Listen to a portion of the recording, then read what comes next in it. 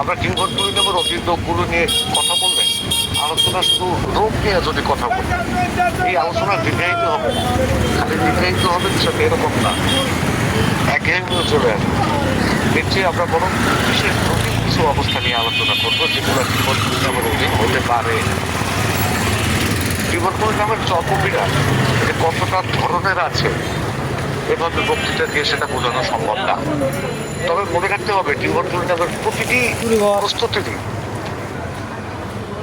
প্রতিটি প্রস্তুতির অধীন যে রোগী তাদের অ্যালার্জিক অবস্থা হয়ে থাকে।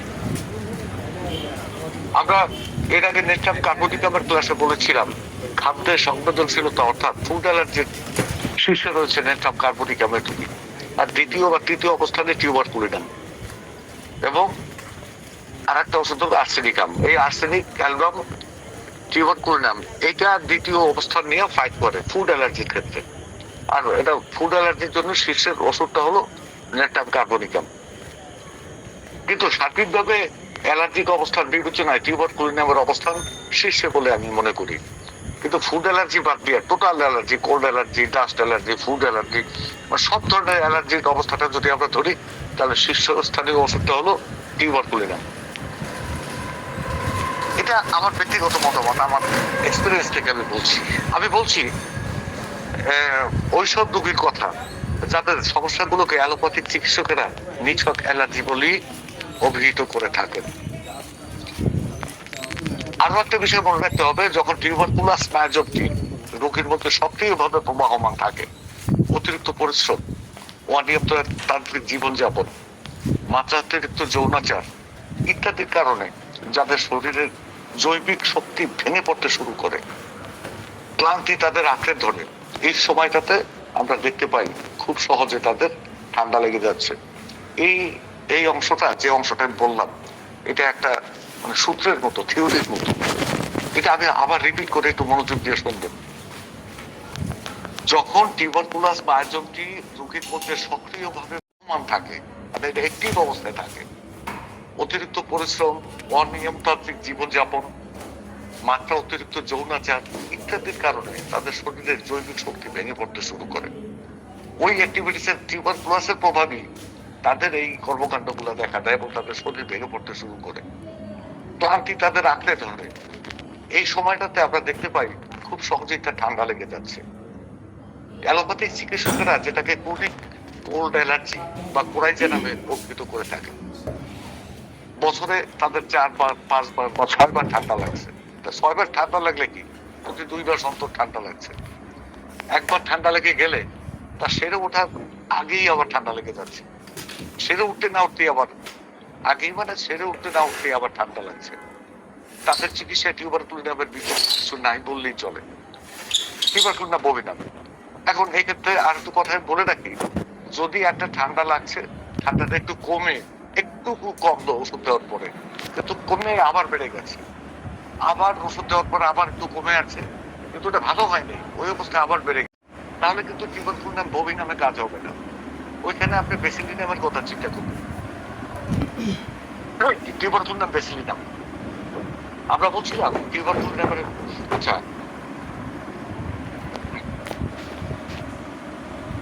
টিউবারকুলোসিস চর্মপীড়ার কথা। কোনো ধরনের প্যাথোজেনিক সংক্রমণ ছাড়াই শরীরের বিভিন্ন অঙ্গে চুলকানি যুক্ত উদ্বেগ বা র্যাশ, মানে কোনো প্যাথোলজি নাই, কোনো জীবাণু সংক্রমণ নাই, কোনো কিচ্ছু নাই, শুধুমাত্র শরীরে চুলকানি এবং এক ধরনের র্যাশ ওঠা।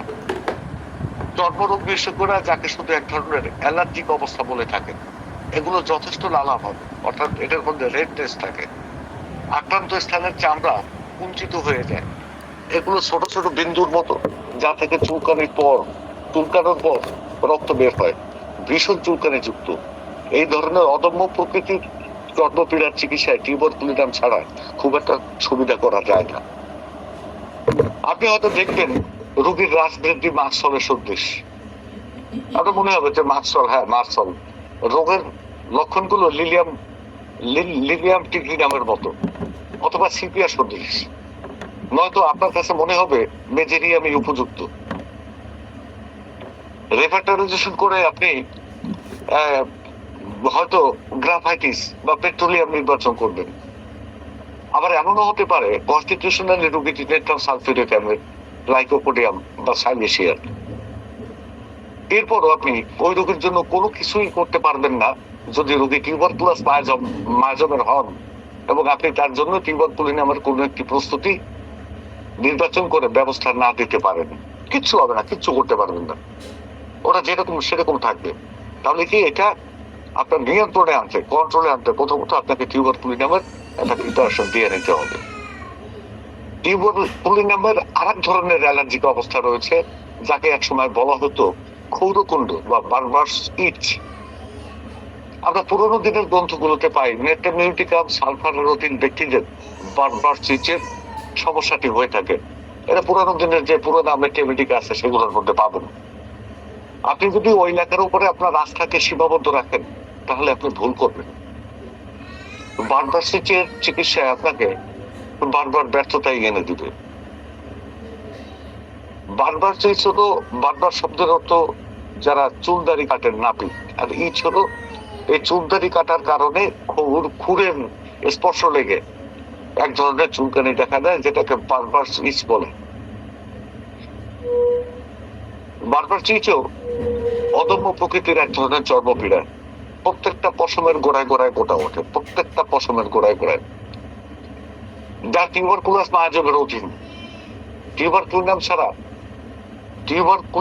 ছাড়া এই ধরনের চর্মপীড়ার উচ্ছ্বাস নিয়ন্ত্রণে আনা সম্ভব না। টিউবারকুলিনামের বারবার চিচের একটা কনকমিটেন্ট লক্ষণ হলো আক্রান্ত স্থানের চুল বা দাড়ি ঝরে গিয়ে কাকের মতো অবস্থা তৈরি করে। যদি এমন হয় তবে নিশ্চিত টিউবারকুলিনাম। এই ওই যেখানে বারবার সিস্টে ওঠে ওইখানকার চুল বা দাড়ি খসে পড়ে যায়, ঝরে পড়ে যায়। সেকেন্ডলি, রিংওয়ার্ম বা দাঁত রোগ। এই বর্তমান সময় আমরা করোনা পরবর্তী সময়ে এই এই এই রোগটা আক্রান্ত রোগীর সংখ্যা অগণিত। আপনার চেম্বারে হয়তো দেখবেন যে এমন একটা দিন যাবে না যে 2-4টা এই দাঁত রোগের রোগী না আসে। কিন্তু এগুলো অদম্য প্রকৃতির, কোনোভাবে নিয়ন্ত্রণ করা যাচ্ছে না। আপনি সব লক্ষণ মতে যতই যা করেন, লক্ষণ সমষ্টি নির্বাচন করেন, কি নোট বের করেন বা আপনি মানে রিপার্টাইজেশন করেন, যা কিছু করেন, মাগার ওষুধ দিবেন কোনো কাজ হবে না।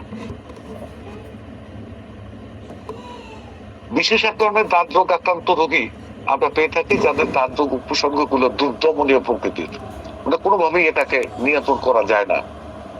চিকিৎসা ভালো সুস্থ করা তো দূরের কথা, এটাকে নিয়ন্ত্রণই করা যায় না। সুস্পষ্ট কনস্টিটিউশনাল ওষুধের ব্যবস্থা দিয়েও এই রোগীকে বাগিয়ে আনা সম্ভব হয় না। বরং ক্রমবর্ধমান ঔষধ বৃদ্ধি রোগের জীবনকে আরো অতিষ্ঠ করে তোলে। ঔষধ বৃদ্ধি হয়, যে ওষুধ দেবেন রোগ বেড়ে যাবে, যে কোনো পাওয়ারে, যে কোনো মাত্রা, যেভাবেই আপনি দেন না কেন বেড়ে যাবে। এগুলো টিউবারকুলাস মায়াজমের অধীন চর্মপীড়া হওয়ার সম্ভাবনা বেশি। একটু খতিয়ে দেখেন, দেখবেন যে টিউবারকুলাস মায়াজমের অধীন চর্মপীড়া। এই যে চর্মপীড়া গুলোর চিকিৎসা বোধহয় আমার আগে কেউ শুরু করেছে কিনা আমি জানি না। আমি এটা ফাইন্ড আউট করেছি এবং আমি অনেককে প্রতিনিয়ত বলে আসছি যে আপনারা টিউবারকুলিনামের একটা প্রিপারেশন ছাড়া আপনারা এটা নিয়ন্ত্রণ করতে পারবেন না। আরো বেশ কয়েক বছর আগের থেকে আমি বলে আসছি।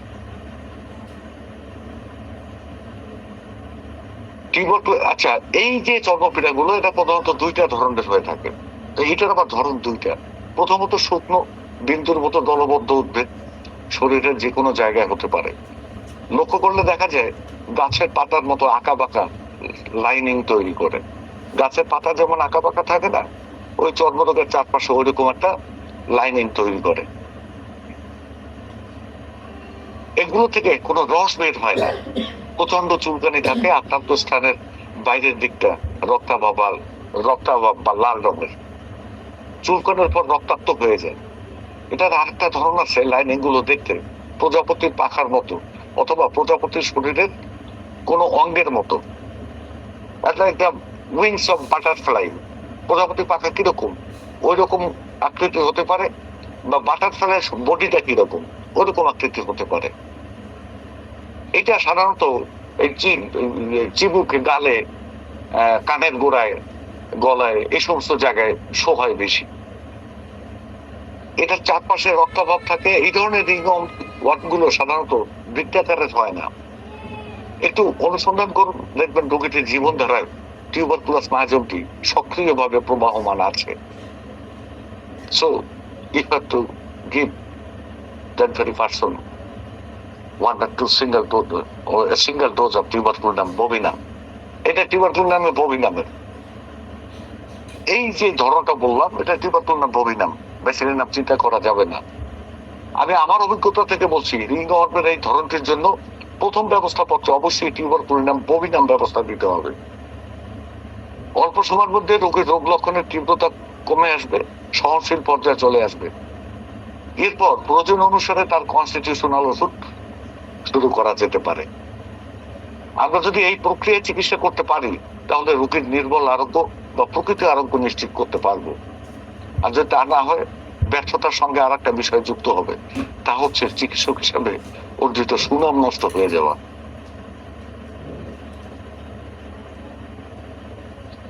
টিউবারকুলাস মায়াজমের অধীন দাঁত রোগের দ্বিতীয় ধরনটা হলো, দাঁত রোগে আক্রান্ত অংশটি ছোট ছোট বিন্দুর মতো উদ্ভিদ দিয়ে লাইনিং করা থাকে, ডট ডট ডট ডট বিন্দুর মতো, ঘামাচির মতো। লাইনিং গুলো বৃত্তাকারের হয়, একদম সার্কেল, এটা সার্কেল বৃত্তাকার। কোনোটা ওভাল শেপের অর্থাৎ ডিম্বাকৃতিরও হয়। প্রথম ধরনটির মতো এগুলোর ভেতরে বা চারপাশে লালচে রক্তাভাব থাকে না, বরং চুলকানির পর অতিরিক্ত মাত্রায় রসক্ষরণ হয়, এক্সেসিভ অফ সিক্রিয়েশন। এই এক্সেসিভনেস অফ সিক্রিয়েশন এর দ্বারা কি বুঝি, যে এটার মধ্যে আর একটা দোষ আছে। শুধু টিউবারকুলার না, টিউবারকুলারের মধ্যে সাইকোসিসের প্রাধান্য আছে। যেখানে সাইকোসিস, সেখানে এক্সেসিভের একটা বিষয় আছে। এই এক্সেসিভ অফ সিক্রিয়েশন, খুব বেশি রসক্ষরণ হয় অতিরিক্ত মাত্রায়। কোনো সময় এমন দেখা যায়, হাতের বাহুতে হয়েছে, টোটাল হাতটা ভিজে যায়, বা গলায় হয়েছে, বুক পর্যন্ত, পেট পর্যন্ত রস বেয়ে বেয়ে বেয়ে বেয়ে নামতে থাকে। এগুলো কখনো কখনো পুষ্পঞ্চর হতেও দেখা যায়। মনে রাখতে হবে, দ্বিতীয় ধরনটা প্রচুর পরিমাণে কলতানি বা রসক্ষরণ হয়। এই ধরনটি চিকিৎসায় আপনাকে প্রথম ব্যবস্থাপত্রে টিউবারকুলিনাম দিতে হবে। তবে আপনি যদি এক্ষেত্রে টিউবারকুলিনাম বভিনাম ব্যবস্থা দেন, তাহলে আপনি হতাশ হবেন। এক্ষেত্রে আপনাকে অবশ্যই টিউবারকুলিনাম ব্যাসিলিনাম ব্যবস্থা দিতে হবে। এরপরে প্রয়োজন অনুসারে রোগীর কনস্টিটিউশনাল ওষুধ শুরু করতে হবে। দ্বিতীয় ক্ষেত্রটিতে ব্যাসিলিনাম আর প্রথম ক্ষেত্রটিতে টিউবারকুলাম বভিনাম কেন, তা আমরা সামনের দিকের আলোচনায় পরিষ্কার ভাবে বুঝতে পারবো।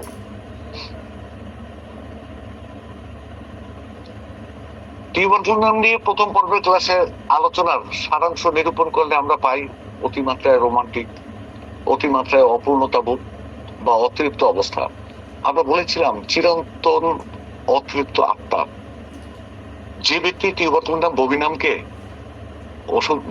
ওষুধ হিসেবে, রিমেডি হিসেবে বিলং করেন,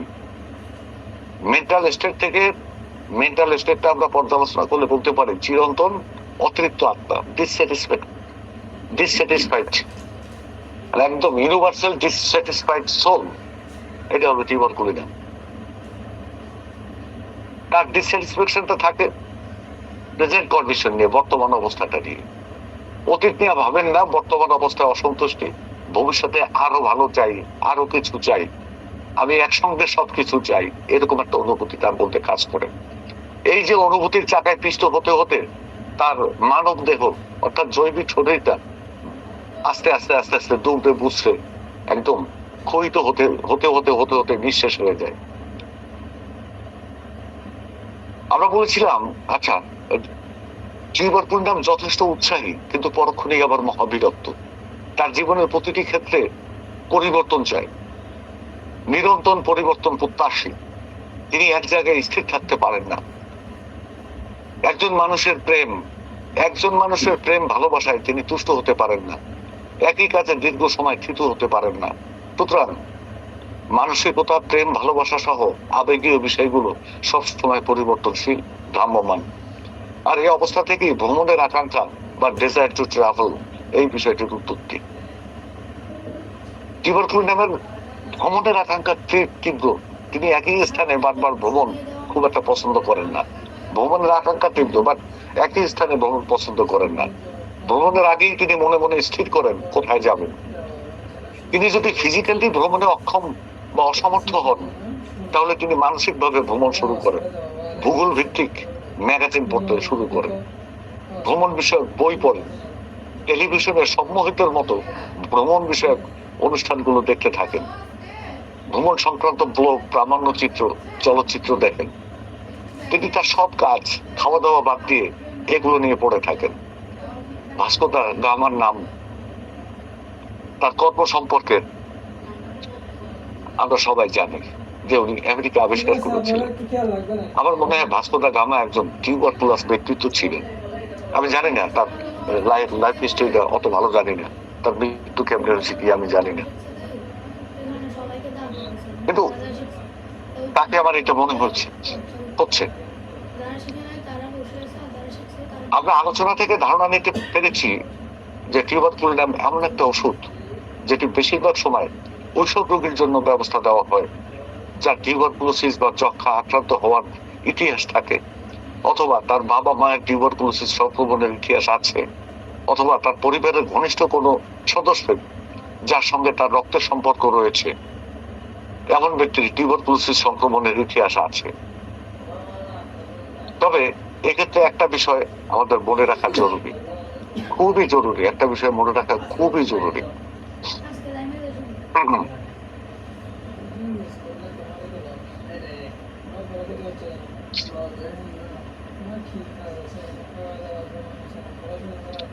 ধরুন কোন ব্যক্তি ধাতুগত ভাবে বা কনস্টিটিউশনালি ক্যালসিয়াম কার্বনিকা, একই সঙ্গে তিনি টিউবারকুলাস মাহাজমের অধীন, কিন্তু ওই ব্যক্তি যখন আপনার চেম্বারে চিকিৎসার জন্য আসেন তখন আপনি দেখছেন তার মধ্যে অ্যাকোনাইট নেপিলাসের লক্ষণ আছে এবং যা তিনি সারফেসে ধারণ করছেন।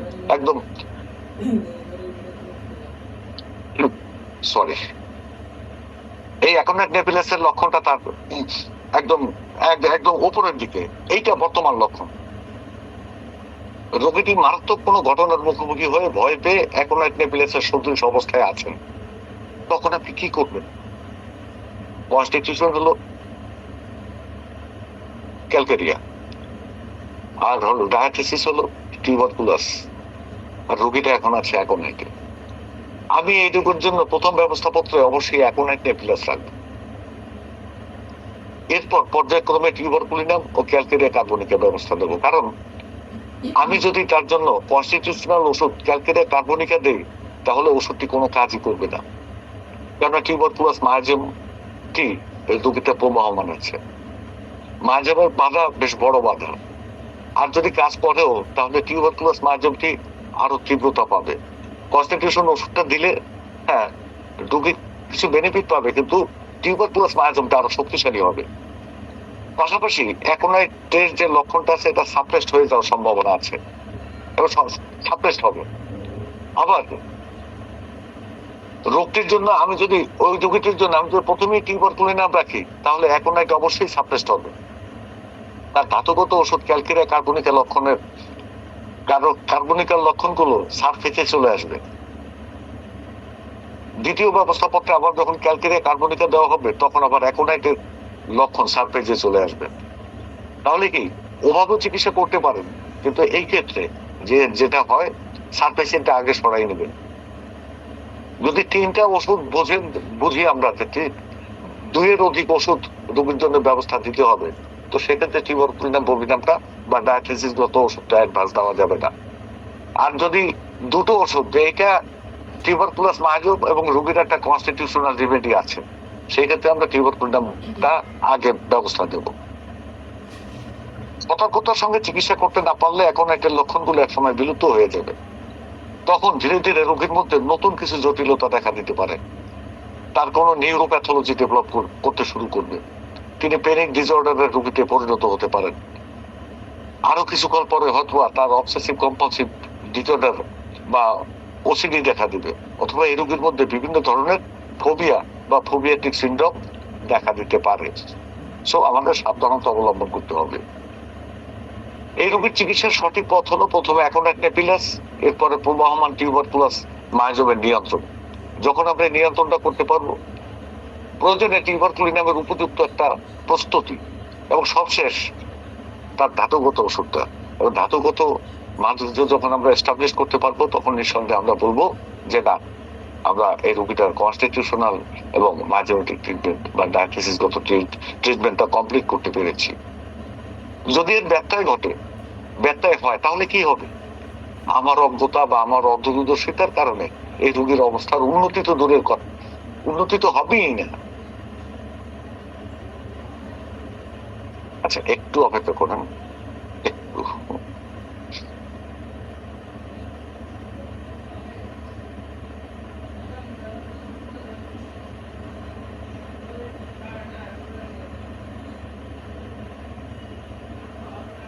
আচ্ছা, উন্নতি তো হবেই না, বরং আমি তাকে আরো জটিলতার মধ্যে ঠেলে দেব। আসলে আমরা এমন ঘটনা ঘটাচ্ছি, অহরহ ঘটছে আমাদের হাতে। সো এই বিষয়গুলো আমাদের সাবধান থাকা উচিত, অবশ্যই সাবধান থাকা উচিত। প্রতিনিয়ত আমরা কেউ না কেউ এমন কাজ করে ফেলছি। আমাদের এসব ব্যাপারে আরো বেশি সচেতন এবং সজাগ থাকা উচিত, এবং থাকতে হবে। আর একটু অপেক্ষা করবেন, বিদ্যুৎ আসছে, আমি মানে কম্পিউটারে ক্লাসটা শুরু করব। আমি আসলে ফোনে ক্লাস করে স্বাচ্ছন্দ্য বোধ করছি না। একটু অপেক্ষা করবেন কাইন্ডলি।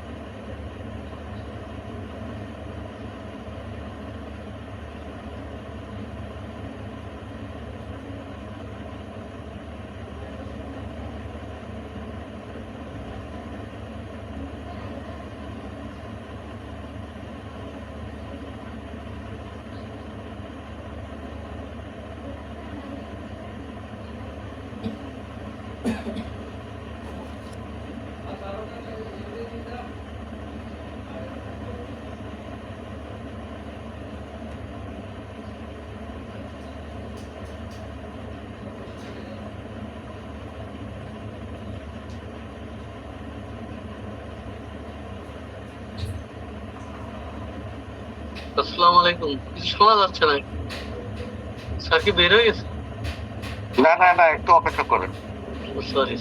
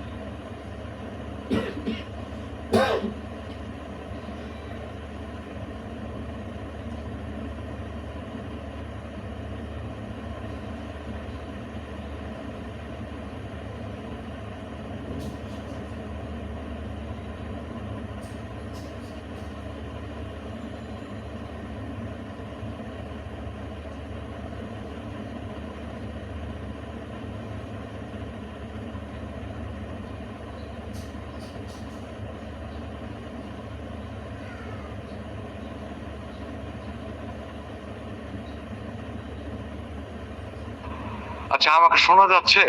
একটু বলবেন একজনে। জি স্যার, শোনা যাচ্ছে স্যার।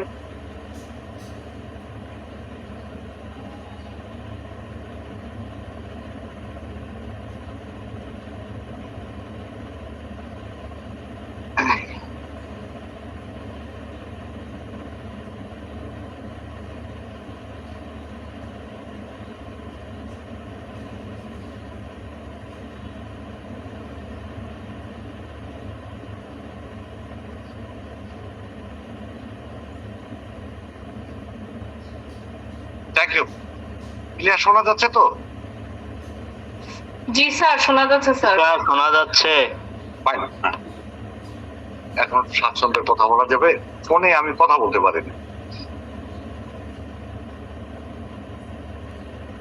তো তাহলে কি আমরা ওইরকম অনেক ঝামেলা করে ফেলছি, অনেক রোগের ক্ষেত্রে আমরা ঝামেলা করে ফেলছি। আমাদের এই ব্যাপারে আরো সচেতন হওয়া দরকার, আরো বেশি বেশি সজাগ থাকা দরকার। টিউবারকুলোসিস নামের একটা প্রমিনেন্ট লক্ষণ হলো জেনারেল রেস্টলেসনেস, ইনওয়ার্ড রেস্টলেসনেস, অর্থাৎ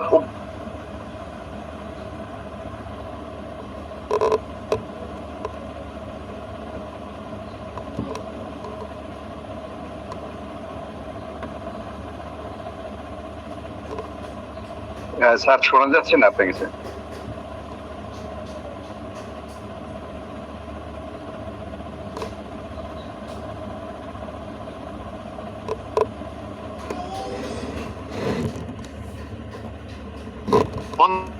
লক্ষণটি পাই সাধেন। হ্যালো,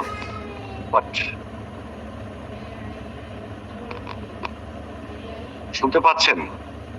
স্যার আপনাকে শোনা যাচ্ছিল না এতক্ষণ, একটু মাঝে মাঝে কেটে যাচ্ছিল স্যার, একটু ডিস্টার্ব হচ্ছিল স্যার। আচ্ছা, এখন শোনা যাচ্ছে? Clear sir, clear. ক্লিয়ার। তো টিউবারকুলোসিস নামের একটা প্রমিনেন্ট লক্ষণ হলো জেনারেল রেস্টলেসনেস। ACLN এর কি নোটসের মধ্যে আমরা টিউবারকুলোসিস নামের এই লক্ষণটা পাই। সাধারণ এবং অভ্যন্তরীণ এই অস্থিরতার লক্ষণটি কনস্টিটিউশনাল টিউবারকুলোসিস নামের মধ্যে সচরাচর পাওয়া যায়। শারীরিক স্তরে ব্যাক পেইন, জয়েন্ট পেইন, মাথা ব্যথা, অ্যাজমা ইত্যাদি ক্ষেত্রে চলাফেরায় অথবা অবস্থান পরিবর্তনে তিনি উপশম বোধ করেন। তিনি স্থিরভাবে দাঁড়িয়ে থাকতে পারেন না, স্থির কোনো অবস্থায় থাকা তিনি পছন্দ করেন না।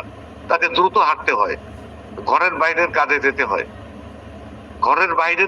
হয়, তিনি দ্রুত হাঁটতে স্বাচ্ছন্দ্য, ঘরের কাজ পছন্দ করেন না, তিনি দ্রুত হাঁটতে স্বাচ্ছন্দ্য বোধ করেন। ঘরের বাইরের ছুটোছুটির কাজে তিনি বেশ ভালো থাকেন। প্রথম দিকে তাকে রাস্টক্সিডেন্ড্রন মনে হতে পারে, কিন্তু তিনি তা নন। রাস্টক্স এখানে ব্যর্থতা দেখাবে, একটু ঘাটতে পেয়ে যাবেন, তিনি পরিষ্কার টিউবারকুলোসিস। বলা হয়ে থাকে সার্বদৈহিক শীর্ণতা টিউবারকুলোসিস নামের রোগীর একটা বিশেষ লক্ষণ। যদিও বর্তমান আর্থসামাজিক প্রেক্ষাপটে এই ধরনের রোগীর সংখ্যা খুব কম। এটা আজ থেকে 50 বছর আগে পুষ্টিহীনতার রোগী পাওয়া যেত, কিন্তু এখন এই রোগী আমরা পাই না, খুব কম। আমরা আগের ক্লাসে এই কথাটা বলেছি, সার্বদৈহিক শীর্ণতার বিচারে টিউবারকুলোসিস নামের চেয়ে আমি বরং আয়োডিয়ামকে বেশি প্রাধান্য দিই। সুতরাং আয়োডিয়ামের সঙ্গে টিউবারকুলোসিস নামের তুলনামূলক আলোচনা হতে পারে। আয়োডিয়াম টিউবারকুলোসিস অবস্থার একটা সুগভীর গুরুত্বপূর্ণ ওষুধ।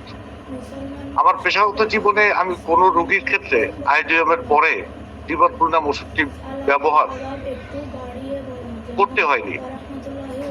তবে আয়োডিন রোগীর ওপেনার হিসেবে টিউবারকুলোসিস নাম প্রয়োজন হয়েছে যখন টিউবারকুলোসিস নাজকটি রোগীর মধ্যে বেশ সক্রিয় অবস্থায় পাওয়া যায়। আয়োডিয়ামের পরিচয় ও চরিত্রগত লক্ষণের মধ্যে ক্রমবর্ধমান সার্বদৈহিক শীর্ণতা, প্রচন্ড গরম কাতরতা ও বিভিন্ন গ্ল্যান্ডের স্ফীতি। প্রচন্ড গরম কাতরতা বাকি লক্ষণ দুটি আমরা টিউবারকুলোসিস নামের মধ্যে, এই প্রচন্ড গরম কাতরতা ছাড়া বাকি লক্ষণ দুটি আমরা টিউবারকুলোসিস নামের মধ্যে পাই। তবু ওষুধ দুটির মধ্যে যথেষ্ট সাদৃশ্য আছে। আমরা আয়োডিয়াম সম্পর্কে সংক্ষেপে যদি বলি, আয়োডিয়াম হলো এনার্জি চালিত ব্যক্তিত্ব, শক্তি দ্বারা চালিত হয়। অর্থাৎ তার মেটাবলিক সমস্যার ত্রুটির কারণে, রং মেটাবলিজমের কারণে তার মধ্যে ত্রুটিযুক্ত মেটাবলিজমের কারণে তার মধ্যে ত্রুটিযুক্ত শক্তি তৈরি হয়। তাই তিনি যা আহার করেন টোটালটাই শক্তিতে পরিণত হয়, শক্তিটা ত্রুটিযুক্ত শক্তি, এবং এই শক্তিটা তাকে খরচ করতে হয়, ব্যয় করতে হয়, পড়াতে হয়। সো তাকে সারাক্ষণ অস্থিরতার মধ্যে, কাজের মধ্যে ইনভলভ থাকতে হয়। আমরা যেমনটি বলেছিলাম, টিউবারকুলোসিস তার বর্তমান অবস্থা নিয়ে মারাত্মক পর্যায়ে অতৃপ্ত, অসন্তুষ্ট থাকেন। আয়োডিয়াম এক প্রকার উৎকণ্ঠিত অবস্থায় থাকেন তার বর্তমানকে নিয়ে। টিউবারকুলোসিস যেমন এক জায়গায় স্থির থাকতে পারেন না, এই অবস্থাটি আয়োডিয়ামও আছে। তবে ব্যবধান হলো টিউবারকুলোসিসকে স্থান পরিবর্তন করতে হয়। তিনি তার মানসিক তুষ্টির জন্য অন্য কোথাও যেতে চান, যে জায়গাটির কথা আগে ভাগেই ভেবে রেখেছেন। আর আয়োডামকে অবিরাম কোনো না কোনো কাজ করে যেতে হয়। কাজ করতে পারলে তিনি ভালো থাকেন, সঞ্চালনে ভালো থাকেন, অনেকটা রাষ্ট্রপতির মতো বা রাষ্ট্রপতির চেয়ে বেশি। বর্তমান অবস্থা, বর্তমান কাজ, বর্তমান প্রেম ভালোবাসা টিউবারকুলিনামকে তৃপ্ত করতে পারে না। তিনি মনে করেন এর চেয়েও ভালো কোনো অবস্থা আছে, এর চেয়েও ভালো কিছু তার পক্ষে করা সম্ভব। প্রেমের ক্ষেত্রে অতৃপ্ত টিউবারকুলিনাম আরো বেশি রোমাঞ্চক, আরো বেশি রোমাঞ্চ, আরো বেশি আবেগময়তা প্রত্যাশা করে। এই পরিস্থিতিতে তার মধ্যে এক ধরনের অপূর্ণতা বা দহনের সৃষ্টি হয়। পাশাপাশি আমরা যদি আয়োডিয়ামকে রাখি, তাহলে আয়োডিয়ামের মধ্যে দেখবো এক ধরনের দহন ক্রিয়া দেখতে পাবো। আয়োডিয়ামের প্রধান থিমই হলো দহন, অভ্যন্তরীণ দহন। ফুয়েল বা জ্বালানি চালিত একটা ইঞ্জিনের ভেতরে যেমন বিস্ফোরণ তৈরি করে ইঞ্জিনটিকে চালু রাখে, আয়োডিয়ামের অভ্যন্তরীণ অবস্থাও ঠিক তেমন। আমরা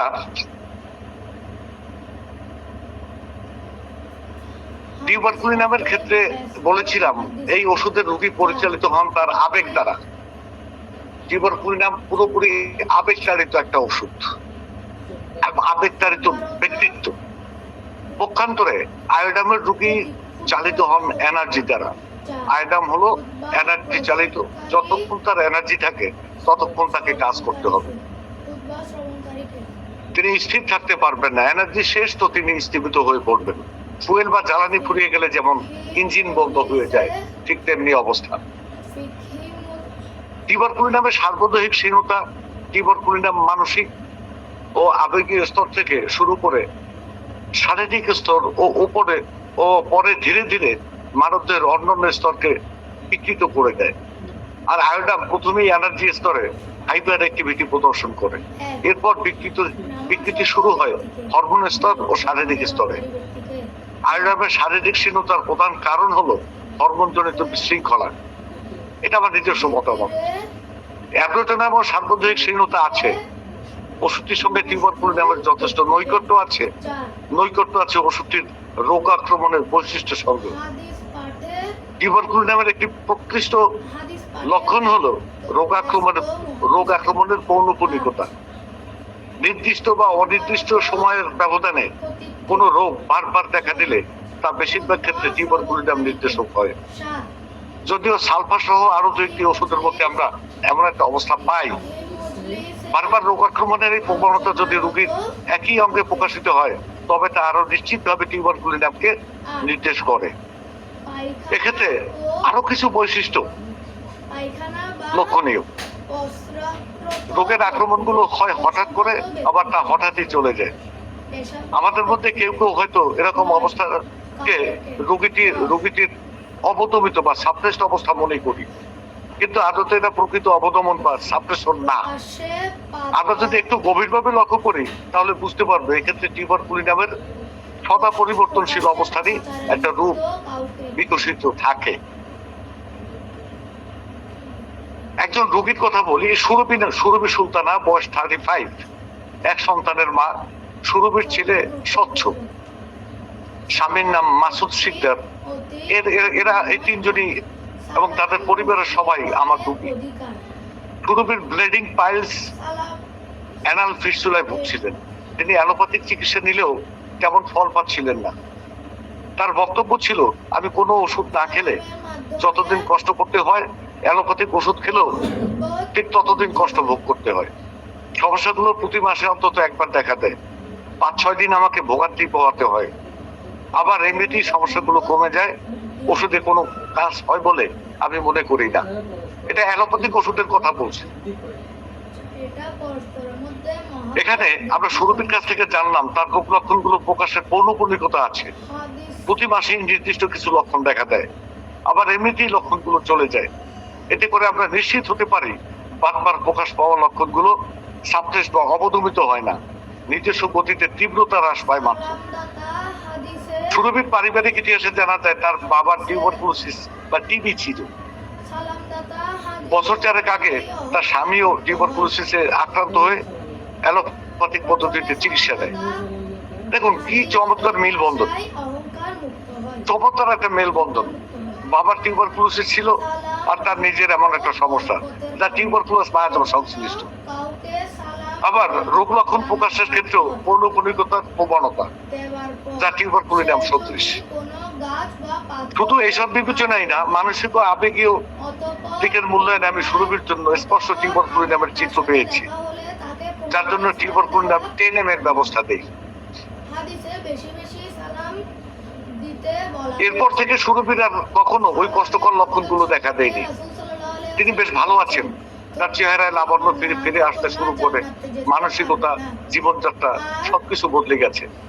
বর্তমানে সুরভি মূল ধাতুগত ওষুধটা ক্যালকেরিয়া কার্বনিকার অধীনে আছে। এখন প্রায়ই আসেন, ওর চিকিৎসা শেষ হয়ে গেছে, আসলে 2-1 মাত্রা ক্যালকেরিয়া কার্বনিকা দিয়ে দিলে বাস সলভ হয়ে যায়। আমি সুরভির সত্যি সুলতানার কেসটি অর্থাৎ ফিস্টুলা ও ব্লিডিং পাইলসের কেসটি বাছাই করেছি এই কারণে যে টিউবারকুলার মায়াজমের রোগীদের মধ্যে এই ধরনের রোগের প্রবণতা থাকে, এই ব্লিডিং পাইলস বা এই ধরনের রোগের প্রবণতা থাকে। অ্যাব্রোটোনামের শীর্ণতা সম্পর্কে আমরা সবাই জানি। টিউবারকুলিনামের শীর্ণতার থেকে অ্যাব্রোটোনামের শীর্ণতাকে আলাদা করা হয় শীর্ণতার শুরুর দিক থেকে। টিউবারকুলিনামের শীর্ণতা যেমন একই সঙ্গে সার্বদৈহিক, সারা শরীরে দেখা দেয়, অ্যাব্রোটোনামের শীর্ণতাটি শুরু হয় নিম্নাঙ্গ থেকে, পায়ের দিক থেকে। ঠিক নেট্টামিউটিকামের উল্টোটা, নেট্টামিউটিকামের শীর্ণতা আছে, তবে এই ওষুধটির প্রথম কণ্ঠদেশ বা গলার দিক থেকে শীর্ণতা শুরু হয়। আবার নেট্টামিউটিকামের সঙ্গে লাইকোপোডিয়ামের শীর্ণতার মিল আছে। লাইকোপোডিয়ামের রোগী আপার অ্যাবডোমেন থেকে কণ্ঠদেশ পর্যন্ত শীর্ণ থাকে। শরীরের নিচের দিকটা আপেলের মতো তুলনামূলক স্থূল হয়, নাশপাতির মতো, আপেল না। তবে ব্যবধান হলো লাইকোপোডিয়ামের এই শীর্ণতা নতুন করে দেখা দেয় না, বরং ওষুধটির ধাতুগত একটা বিশেষ লক্ষণ এটি ধীরে ধীরে ধীরে ধীরে এই কনস্ট্রাকশনটা ডেভেলপ করে, গড়ে ওঠে। আমরা অ্যাব্রোটোনামে বিশেষ যা পাই তা হলো মেটাস্টেটিক অবস্থা। মেটাস্টেটিক শব্দটির আক্ষরিক অর্থ হলো স্থানান্তর। তবে চিকিৎসা বিজ্ঞানে মেটাস্টেটিক বলতে বোঝানো হয় কোন রোগের একটি অঙ্গ থেকে অন্য এক বা একাধিক অঙ্গে বিস্তার লাভ করাকে। আমরা সাধারণত ক্যান্সারে আক্রান্ত রোগীদের ক্ষেত্রে ক্যান্সারের ক্ষতের মেটাস্টেটিক হওয়ার প্রবণতা পেয়ে থাকি। এখন প্রশ্ন হলো, তাহলে ক্যান্সারের মেটাস্টেটিক অবস্থার পরিপ্রেক্ষিতে কি অ্যাব্রোটোনাম ওষুধ হতে পারে? আমি বলবো সেই সম্ভাবনাটা খুবই ক্ষীণ। কেননা ক্যান্সারের ক্ষতের মেটাস্টেটিক অবস্থা বলতে যা বোঝায় তা হলো ক্ষতটি নির্দিষ্ট একটি স্থানে বা অঙ্গে শুরু হয়, এরপর সেটি উৎপত্তি স্থলে বিদ্যমান থেকেই অন্য কোনো স্থানে বা অন্য কোনো অঙ্গে ছড়িয়ে পড়ে। এভাবে একটার পর একটা অঙ্গ আক্রান্ত করে চলে। আর অ্যাব্রোটোনামের ক্ষেত্রে সম্পূর্ণ আলাদা। অ্যাব্রোটোনামের মেটাস্টেটিক অবস্থাটি অবদমন বা সাপ্রেশনের সঙ্গে সম্পৃক্ত। এটি একটা রোগ লক্ষণ প্রকাশিত হয়, সেটি অপচিকিৎসা বা কোনো কারণে অথবা নিজে থেকেই অবদমিত হয়ে যায়। অবদমিত হওয়ার পাশাপাশি অন্য আরেকটি রোগ লক্ষণ দেখা দেয়, সেটি হতে পারে শরীরের একই অঙ্গে বা অন্য কোনো অঙ্গে। প্রচলিত গ্রন্থগুলোতে আমরা অ্যাব্রোটোনাম সম্পর্কে এমন ধারণা পাই।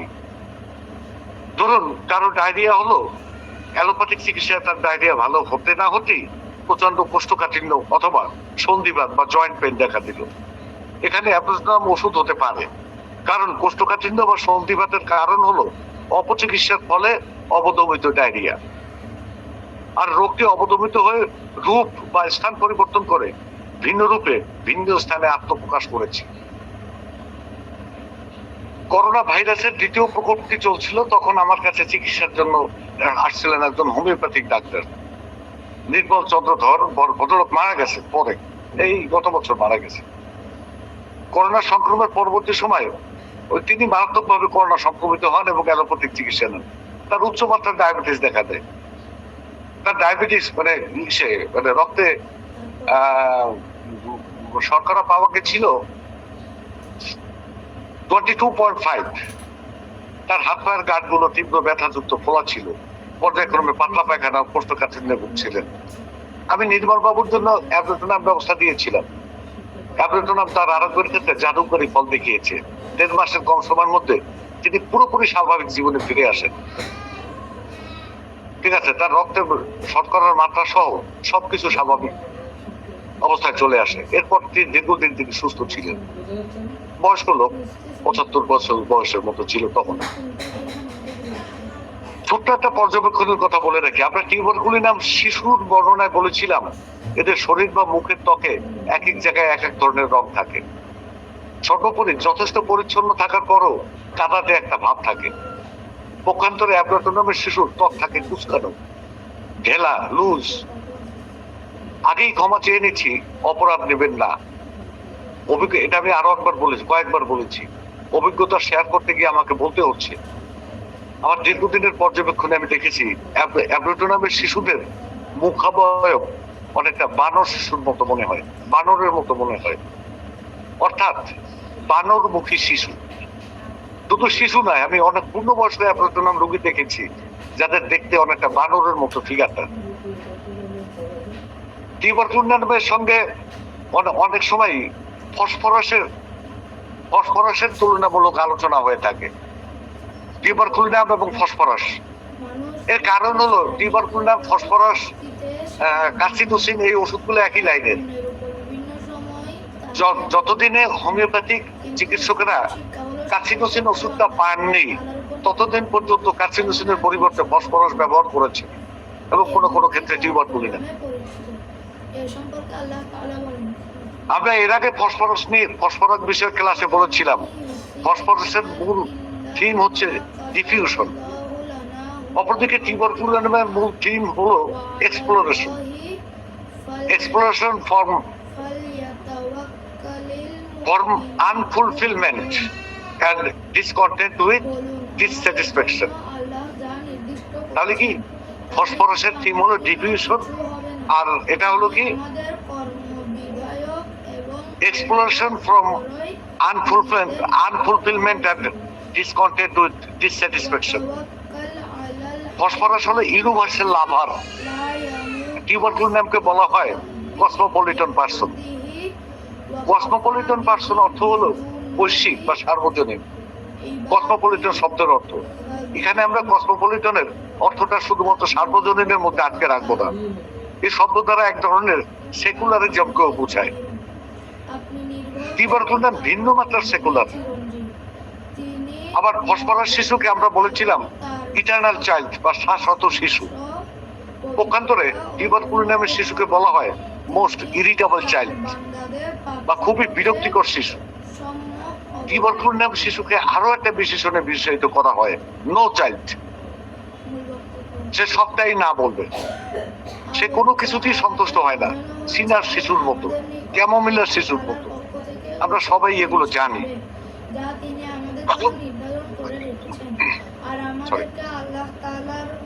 টিউবারকুলিনাম ও ফসফরাসের মধ্যে দুটি জায়গায় বেশ দারুণ মিল আছে।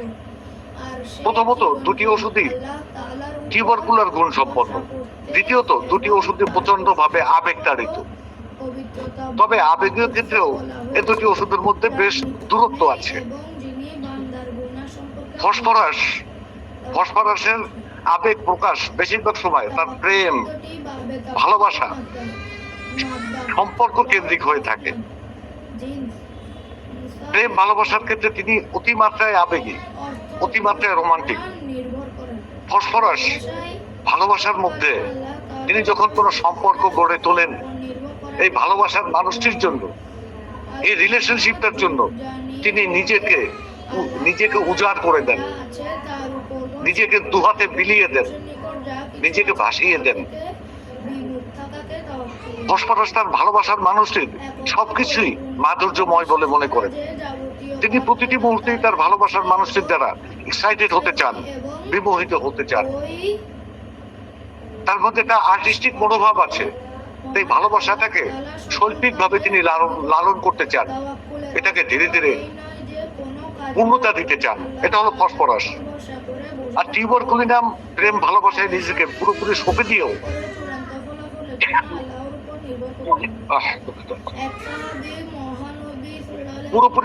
একসময় স্তব্ধ হয়ে পড়েন। টিউবারকুলিনাম নিজেই সবকিছু নিয়ে অভ্যন্তরীণ ভাবে এক্সাইটেড থাকেন।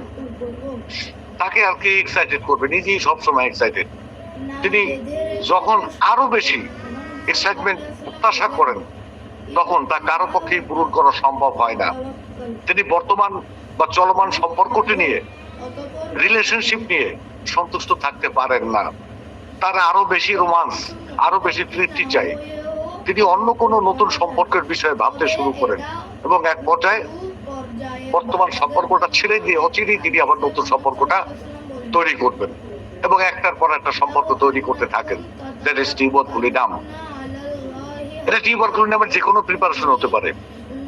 ওষুধ দুটির আরো মিলের জায়গা হলো এরা উভয়ই আর্টিস্টিক। আমরা আর্টিস্টিক ওষুধগুলোর কথা বললে ইগনেশিয়া, নেট্টামিউটিকাম, টিউবারকুলিনাম, ফসফরাস, কাসিনোসিন ইত্যাদি ওষুধের কথা চলে আসে। ইগনেশিয়ার আর্টিস্টিক মনোবৃত্তির মধ্যে একটা আদর্শের ছোঁয়া থাকে। আমরা ইগনেশিয়ার ক্লাসে বলেছিলাম ইগনেশিয়া আবেগীয় দিক থেকে আদর্শিক, নেট্টামিউটিকাম সামাজিকতায় আদর্শিক। নেট্টামিউটিকামের আর্টিস্টিক বিষয়ের প্রকাশ ঘটে সামাজিক কর্মকাণ্ডের মধ্য দিয়ে। টিউবারকুলিনাম তার জীবনের সবকিছুতেই এক ধরনের শৈল্পিকতার ছাপ রাখতে চান। তার শৈল্পিকতাও সার্বজনীন মনোবৃত্তি প্রকাশ পায়। ফসফরাসের শৈল্পিকতার সঙ্গে নিজেকে উজাড় করে দেওয়া একটা থিম বিদ্যমান থাকে। ওই যে বলছি, প্রেম করতে গিয়ে মানে প্রেমের সম্পর্কের ক্ষেত্রে নিজের হৃদয়টা যেন দু হাতে তার পছন্দের মানুষটার হাতে তুলে দেন, ঠিক এরকম সবটার মধ্যে তার নিজেকে উজাড় করে দেওয়ার একটা থিম বিদ্যমান থাকে ফসফরাসের। কাসিনোসিন এগুলোর মধ্যে সবচেয়ে বেশি আর্টিস্টিক। কাসিনোসিনের শৈল্পিকতার মধ্যে একই সঙ্গে ইগনেশিয়ার মতো নিজস্ব আদর্শিকতা, নেট্টামিউরের মতো মার্জিত সামাজিকতা, টিউবারকুলিনামের মতো একটা কসমোপলিটন বা সার্বজনীনতা, ফসফরাসের মধ্যে নিজেকে উজাড় করে দেওয়ার মতো মনোবৃত্তি সহ ভিন্ন মাত্রার নান্দনিকতা যুক্ত হয়। তাহলে ওই বাকি ওষুধগুলোর মধ্যে যা আছে একটা কাসিনোসিনের মধ্যে সেটা আছে। আমরা টিউবারকুলাস দাঁত রোগের চিকিৎসায় দুটি ভিন্ন ভিন্ন ক্ষেত্রে টিউবারকুলিনাম বভিনাম ও টিউবারকুলিনাম বেসিলিনামের ব্যবহারের কথা বলেছিলাম। অনেক বিদগ্ধ হোমিওপ্যাথিক চিকিৎসক ও গ্রন্থকার ওষুধ দুটির ক্রিয়া একই বলে দাবি করেছেন। এটা অত্যন্ত কষ্টকর কথা, মারাত্মক কষ্টের কথা।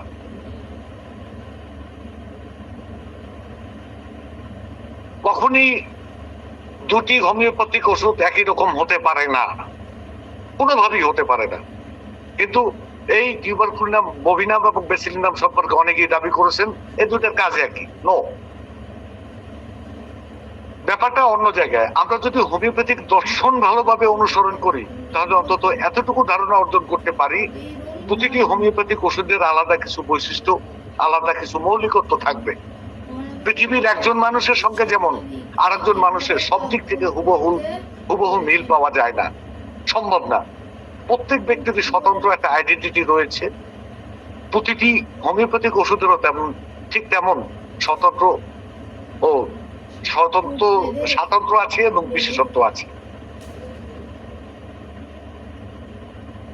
একইভাবে টিউবারকুলিনাম বভিনাম ও টিউবারকুলিনাম বেসিলিনাম ওষুধ দুটিও যার যার জায়গায় স্বতন্ত্র এবং আলাদা। এটা নিয়ে আর কোনো যদি কিন্তু থাকার কথা না। টিউবারকুলিনাম বভিনাম ওষুধটিতে রয়েছে একই সঙ্গে টিউবারকুলার প্রবণতার সঙ্গে সিফিলিটিক প্রভাব। সিডোসোরিক, গত হোমিওস্ট্যাটিক ক্লাসে সিডোসোরিক নিয়ে আলোচনা করেছিলাম। আচ্ছা, এটার পেছনে সিফিলিসটা মানে সোরাটা লুকায়িত থাকে, সিফিলিস দোষের আধিক্য থাকে। এটা একসময় টিউবারকুলাসে পরিণত হয়। সিফিলিটিক প্রভাবযুক্ত ক্ষতগুলোতে সাধারণত রক্তের উচ্ছ্বাস থাকে, ক্ষতের চারপাশ লালচে থাকে। টিউবারকুলিনাম বেসিলিনাম ওষুধটিতে আছে টিউবারকুলার প্রবণতার সঙ্গে সাইকোটিক প্রভাব। তাহলে কি বেসিলিনামের মধ্যে আমরা সাইকোসিসের প্রভাব পাই, আর বভিনামের মধ্যে আমরা পাই সিফিলিসের প্রভাব। সিফিলিসের প্রভাব থাকায় এর ক্ষতগুলোর চারপাশে লালচে এবং ক্ষতের মধ্যে লালচে আভা থাকে, রক্তের উচ্ছ্বাস থাকে এবং রক্তক্ষরণের প্রবণতা থাকে। আর বেসিলিনামের মধ্যে আছে কি, বেসিলিনাম ওষুধটিতে টিউবারকুলার প্রবণতার সঙ্গে সাইকোটিক প্রভাব। সাইকোসিসের ধর্ম হলো এক্সেসিভনেস অফ সিক্রিয়েশন, অতিরিক্ত ক্ষরণ, মাত্রা অতিরিক্ত ক্ষরণ। শরীর থেকে যে কোনো ধরনের রসক্ষরণের আধিক্য থাকার মানেই হলো সাইকোসিসের প্রভাব থাকা। আরো একটা বিষয় আমাদের জানা দরকার, সাইকোসিস প্রভাবযুক্ত ক্ষতগুলো বেশিরভাগ ক্ষেত্রে বৃত্তাকার ও কিছু কিছু ক্ষেত্রে ডিম্বাকার হয়ে থাকে। এর একটা ডক্ট্রিন অফ সিগনেচার আছে। কেন সাইকোসিস যে দোষটা, এটা মূলত গনোরিয়া নামক এসটিডি থেকে আসে। এই গনোরিয়ার জীবাণুটা বৃত্তাকার এবং কোনো জীবাণু আছে যে গ্রাম নেগেটিভ ছিল, এটা কোনোটা আছে একটু ডিম্বাকার। সো এর যে উপসর্গগুলোর মধ্যে স্কিন ডিস গুলোর মধ্যে ওরকম সার্কেল বা ওভার শেপ থাকে। টিউবারকুলাস মায়াজমের অধীন দাঁত রোগে প্রথম ধরনের রোগীদের ক্ষেত্রে সিফিলিটিক প্রভাব থাকায় টিউবারকুলাম বভিনাম, ও দ্বিতীয় ধরনের রোগীদের ক্ষেত্রে সাইকোটিক প্রভাব যুক্ত হওয়ায় টিউবারকুলাম বেসিলিনাম প্রযোজ্য হয়। যেখানে রসক্ষরণ বা পুষ উৎপত্তি হচ্ছে, পুষক্ষরণ হচ্ছে, সেখানে বেসিলিনাম, আর যেখানে শুকনো কিছুটা রক্তের উচ্ছ্বাস বা রক্তক্ষরণ হয় চুলকানোর পর, সেটা হলো গিয়া টিউবারকুলাম বভিনাম। ক্লিয়ার? চিকিৎসা শিখাই দিতেছে। এখানে কয়জন আছে? 50-60 জনের মতো আছে। এই ডাক্তার বানাই দিতেছি, কমপ্লিট ডাক্তার, এর মধ্যে কোনো ভুল নেই। বর্তমান সময়ের ডাক্তার সুদীপ বাবু তো খালি কোথায় দিয়ে আছে, ঘটনা কি?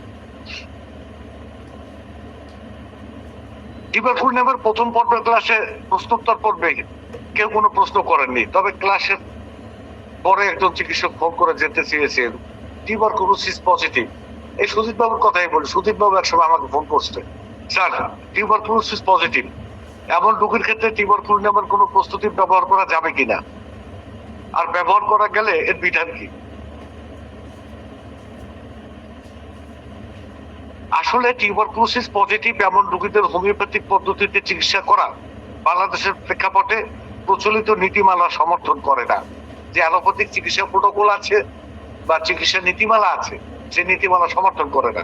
কিন্তু তারপর আমরা করছি, কারণ যক্ষ্মা নিয়ন্ত্রণে বিশ্ব স্বাস্থ্য সংস্থার সহযোগিতায় বাংলাদেশ সরকারের বিশেষ কর্মসূচি আছে, যা জাতীয় যক্ষ্মা নিয়ন্ত্রণ কর্মসূচি নামে পরিচিত। উপজেলা স্বাস্থ্য কমপ্লেক্স গুলো ক্যাচমেন্ট এরিয়ায় কোনো ব্যক্তির যক্ষ্মা শনাক্ত হলে তাকে কর্মসূচির আওতায় বিনামূল্যে ওষুধ দেওয়া হয়। কোন ব্যক্তি টিউবারকুলোসিস বা যক্ষ্মা পজিটিভ শনাক্ত হয়েছে, ওই ব্যক্তির জন্য হোমিওপ্যাথিক চিকিৎসা যথেষ্ট নিরাপদ। প্রচলিত নীতিমালা সমর্থন না করলেও অগণিত যক্ষ্মা রোগী আমাদের কাছে চিকিৎসা নিচ্ছে এবং তারা সুস্থ হয়ে বাড়ি ফিরছেন। আমি এই চিকিৎসাগুলো করি। তাদের প্রত্যেকেই নিরুপদ্রূপে টিউবারকুলোসিস থেকে মুক্তি পেয়েছেন, আবার একটা রোগীও মিস হয়নি।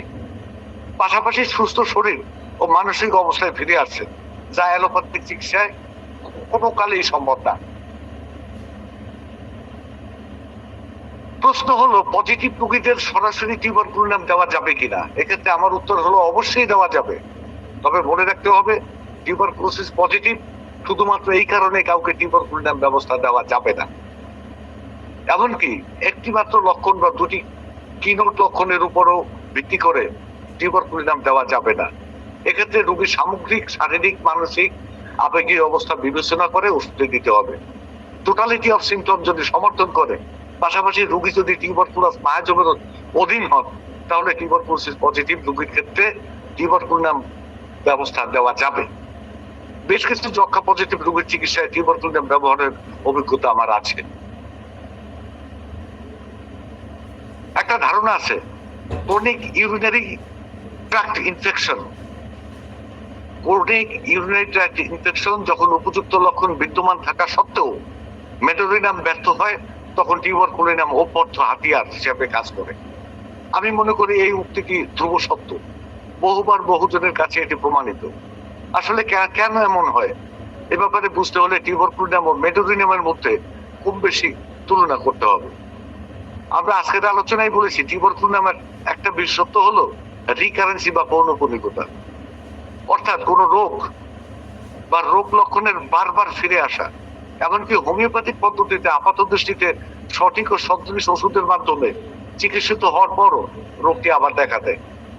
আমি মনে করি উপরোক্ত ক্ষেত্রে মেডোরিনামের অসমাপ্ত কাজ টিউবারকুলাম সম্পন্ন করে।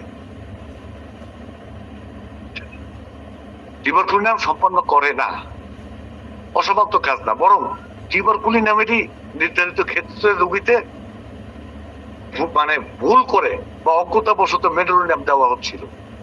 হয়তো রোগীর মধ্যে টিউবারকুলাস মায়াজমের একটা প্রবাহ ছিল যা আগে ভালোভাবে পর্যবেক্ষণ করা হয়নি। মেডোরিনামের অসমাপ্ত কাজ টিউবারকুলিনাম কখনো সমাপ্ত করতে পারে না। টিউবারকুলিনাম আর মেডোরিনাম এই দুটি ওষুধ নিয়ে বলতে হলে আরো দুটো ওষুধের ক্ষেত্রে মিল বের করতে পারি আমরা। টিউবারকুলিনাম সম্পর্কে আগে বলেছিলাম তিনি একই সঙ্গে একটি মোমবাতির উভয় দিক পরিচালন করেন। এই কথার মধ্যে টিউবারকুলিনামের মূল সূত্রটি নিহিত আছে। তিনি অতিরিক্ত ভাবে প্রচন্ড ভাবে জীবনের সবকিছু খুব কম সময়ের মধ্যে উপভোগ করতে চান। তার সারা জীবনে যা করা দরকার তিনি কয়েক বছরের মধ্যে তা করে ফেলবেন, এমন একটা মনোবৃত্তি লালন করেন টিউবারকুলিনাম। অপরদিকে মেডোরিনামও সবকিছুতে অতিরঞ্জিত অবস্থা আছে। মেডোরিনামের মনোবৃত্তি হলো এক্সট্রিমলি এক্সেসিভনেস ইন এভরিথিং, সবকিছুতে অতিরঞ্জিত অবস্থা। মেডোরিনামের সহজ একটি প্রবৃত্তির কথা বলি, তার দিয়ে নখ কাটার অভ্যাসটি আমরা মেডোরিনাম সহ বেশ কিছু ওষুধে পাই। তবে অন্য ওষুধগুলো থেকে মেডোরিনাম আলাদা।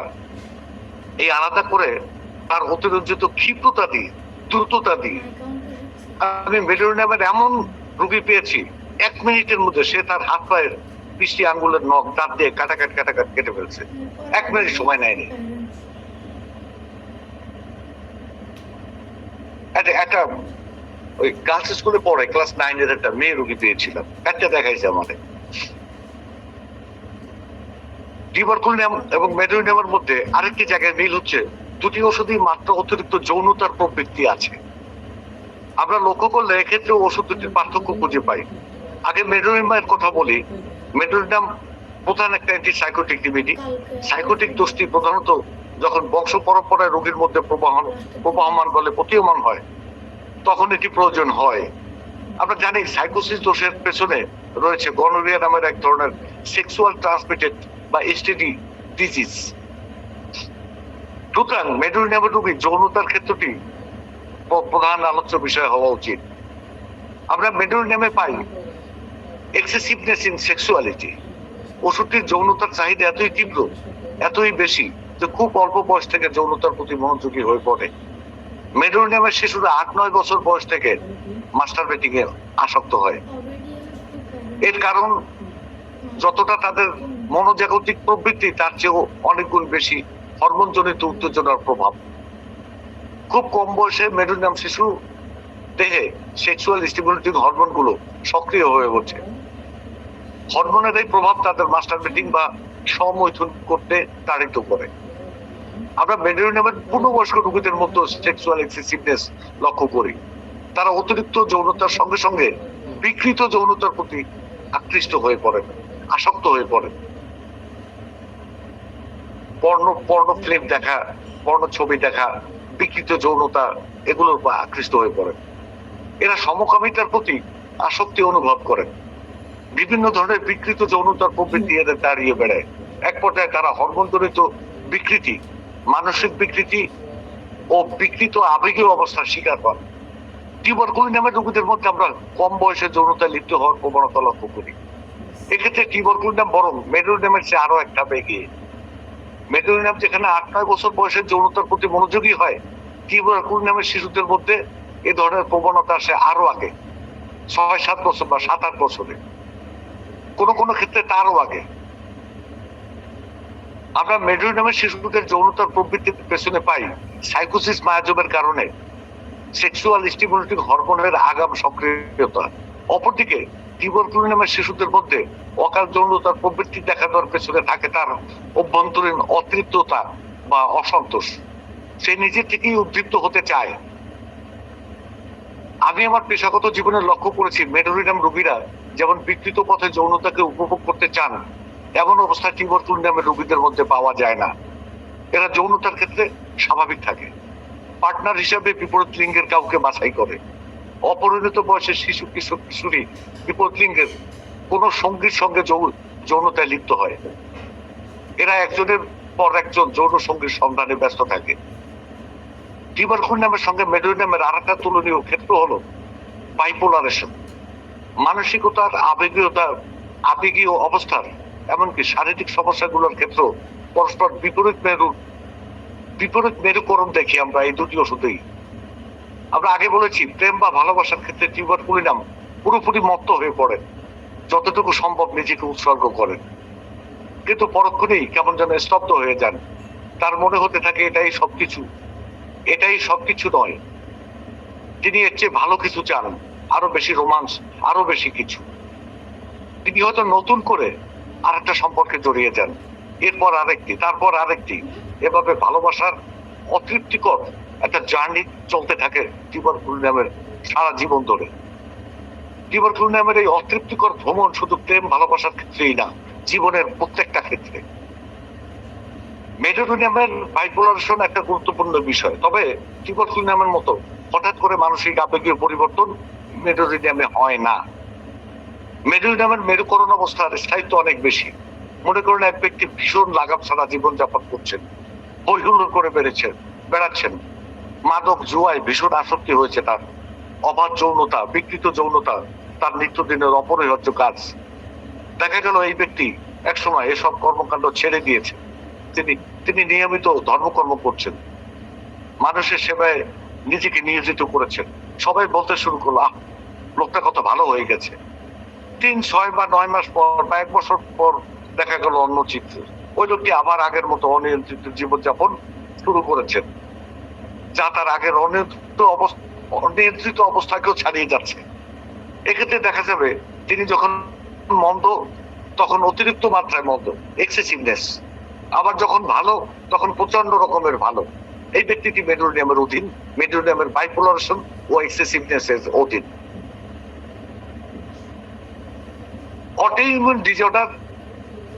অটোইমিউন ডিজিজ সম্পর্কে আমরা ধারণা নিয়েছি। অটোইমিউন ডিজিজ হলো এক ধরনের শারীরিক অবস্থা যা শরীরের একটা স্বাভাবিক অংশে স্বাভাবিক অনাক্রমণ্য প্রতিক্রিয়ার কারণে সৃষ্টি হয়।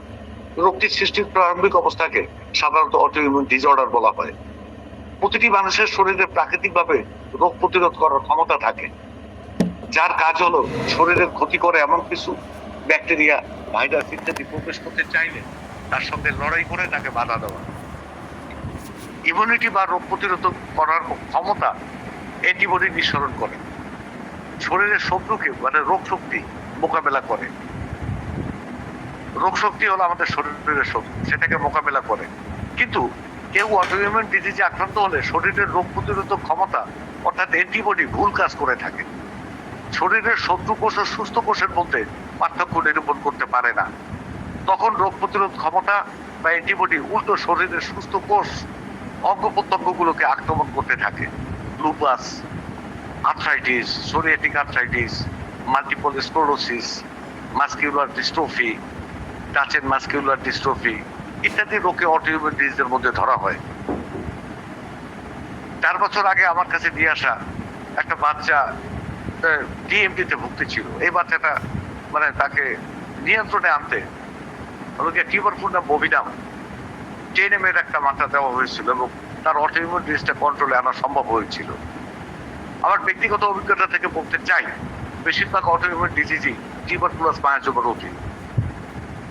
আমরা যদি এসব রোগী ভালোভাবে পর্যবেক্ষণ করতে পারি তাহলে রোগের ভয়াবহ পরিণতি থেকে রোগীকে বহুল অংশে সুরক্ষা দিতে পারবো। আমি বিশ্বাস করি অটোইমিউন ডিজিজগুলোর অ্যালোপ্যাথিক কোনো চিকিৎসা না থাকলেও ওইসব রোগে আক্রান্ত ব্যক্তিদের জন্য হোমিওপ্যাথিতে অনেক কিছুই করার আছে। এই ধরনের অনেক রোগী আরোগ্যযোগ্য, সঠিক হোমিও চিকিৎসায় তারা সুস্থ হয়ে থাকেন।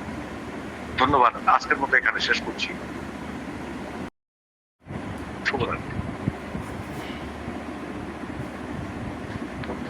শ্রদ্ধা অভিনন্দন জানাই আমাদের ছোট ডাক্তার ইচ্ছাসন লিপ্টন স্যারকে। স্যার চমৎকারভাবে প্রেজেন্টেশন করেছেন। এ পর্যায়ে আপনাদের প্রাসঙ্গিক আলোচনার উপরে কারো যদি প্রশ্ন থাকে প্লিজ আপনারা একটু হ্যান্ড রাইজ করবেন।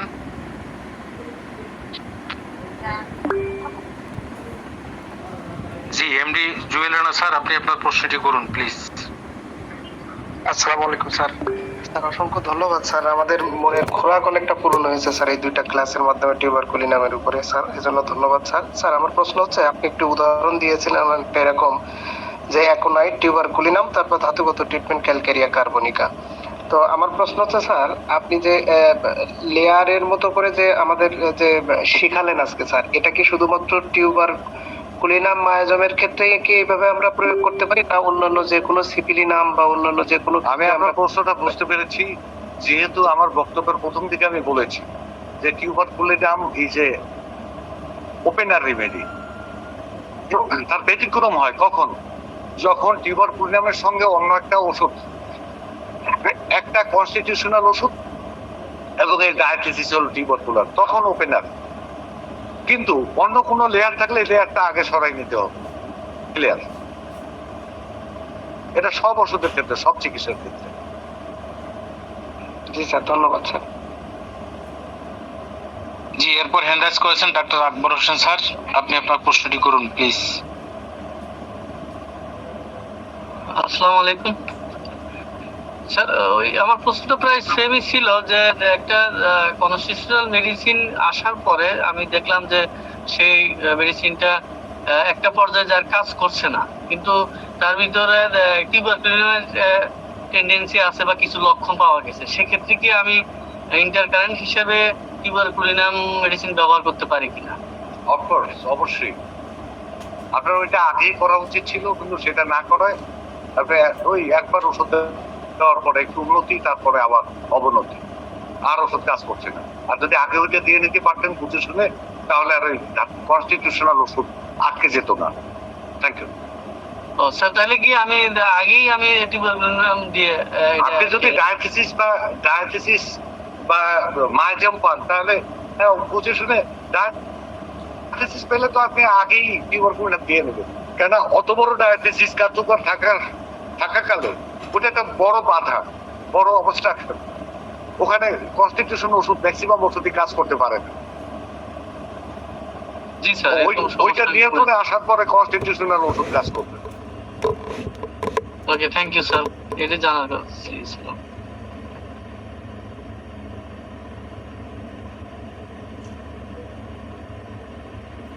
জি, আপনাদের যদি আরো কারো কোনো প্রশ্ন থাকে প্লিজ আপনারা হ্যান্ড রাইজ করতে পারেন। আমাদের রাত্র প্রায় 11টার কাছাকাছি। আমরা ক্লাসের শেষে অনেক সময় মতামত গ্রহণ করি। আজকের মতামত গ্রহণ করার মতো কাউকে দেখছি না, তারপরও আমি অবশ্যই করবেন। দেখেন, তাড়াহুড়া করবেন না, বাসায় যেতে হবে। আমি তো স্যার অলরেডি বাসায় চলে এসেছি, চেম্বারে শুরু করছি। ভাত খেতে ডাকে? ভাত খেতে ডাকে না, হাত পা ধুয়ে ফ্রেশ হয়নি। অবশ্যই মতামত দেবেন। এই যে কষ্ট করলাম, যারা ফিডব্যাক দিবে, ফিডব্যাক দিলে এটা আমি লাভবান হবো। শুধু নিজে ডাক্তার আলমগীর হোসেন স্যার বরিশাল, তাকে আজকের ক্লাসের উপরে কিছু বলার জন্য সবিনয় অনুরোধ করছি, please sir. Doctor Alamgir Hossain sir Barishal. Sir প্রশ্ন করার জন্য তো হ্যান্ড রেজ করে আছে, ওনাদের প্রশ্নটা নেন।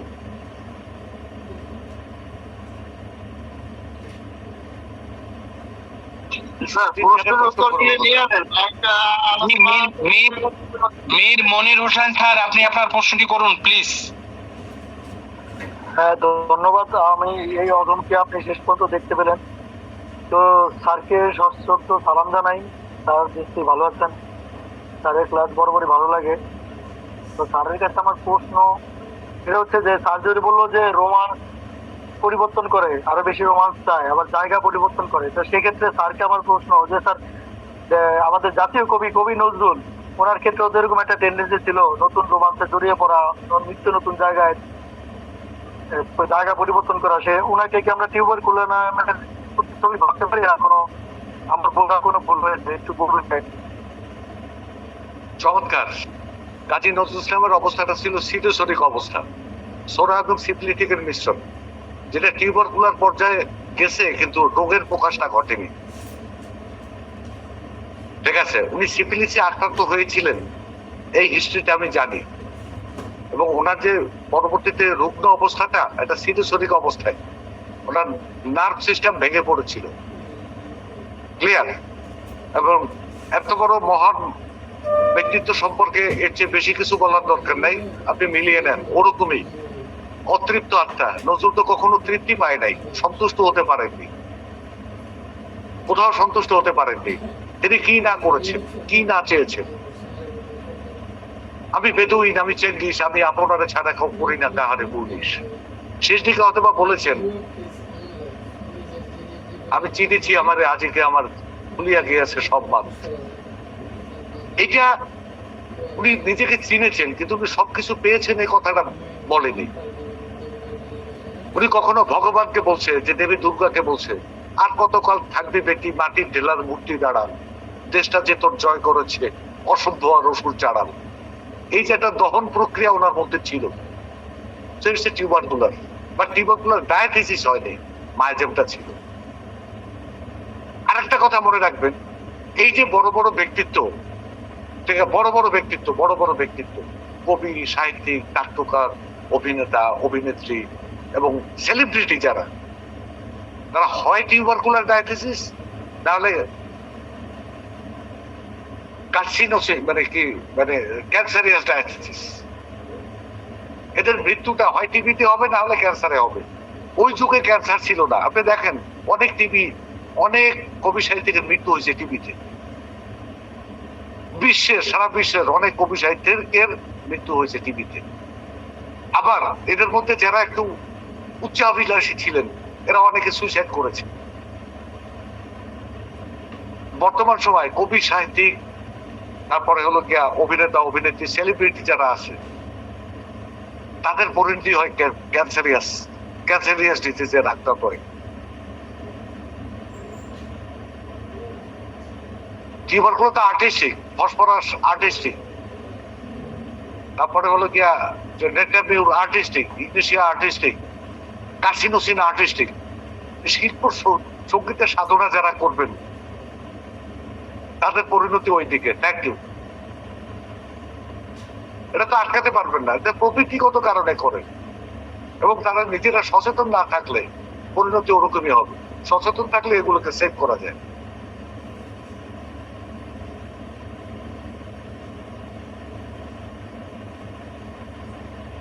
ধন্যবাদ স্যারকে। সুকান্ত ভট্টাচার্যের টিভি ছিল, শুনেছি।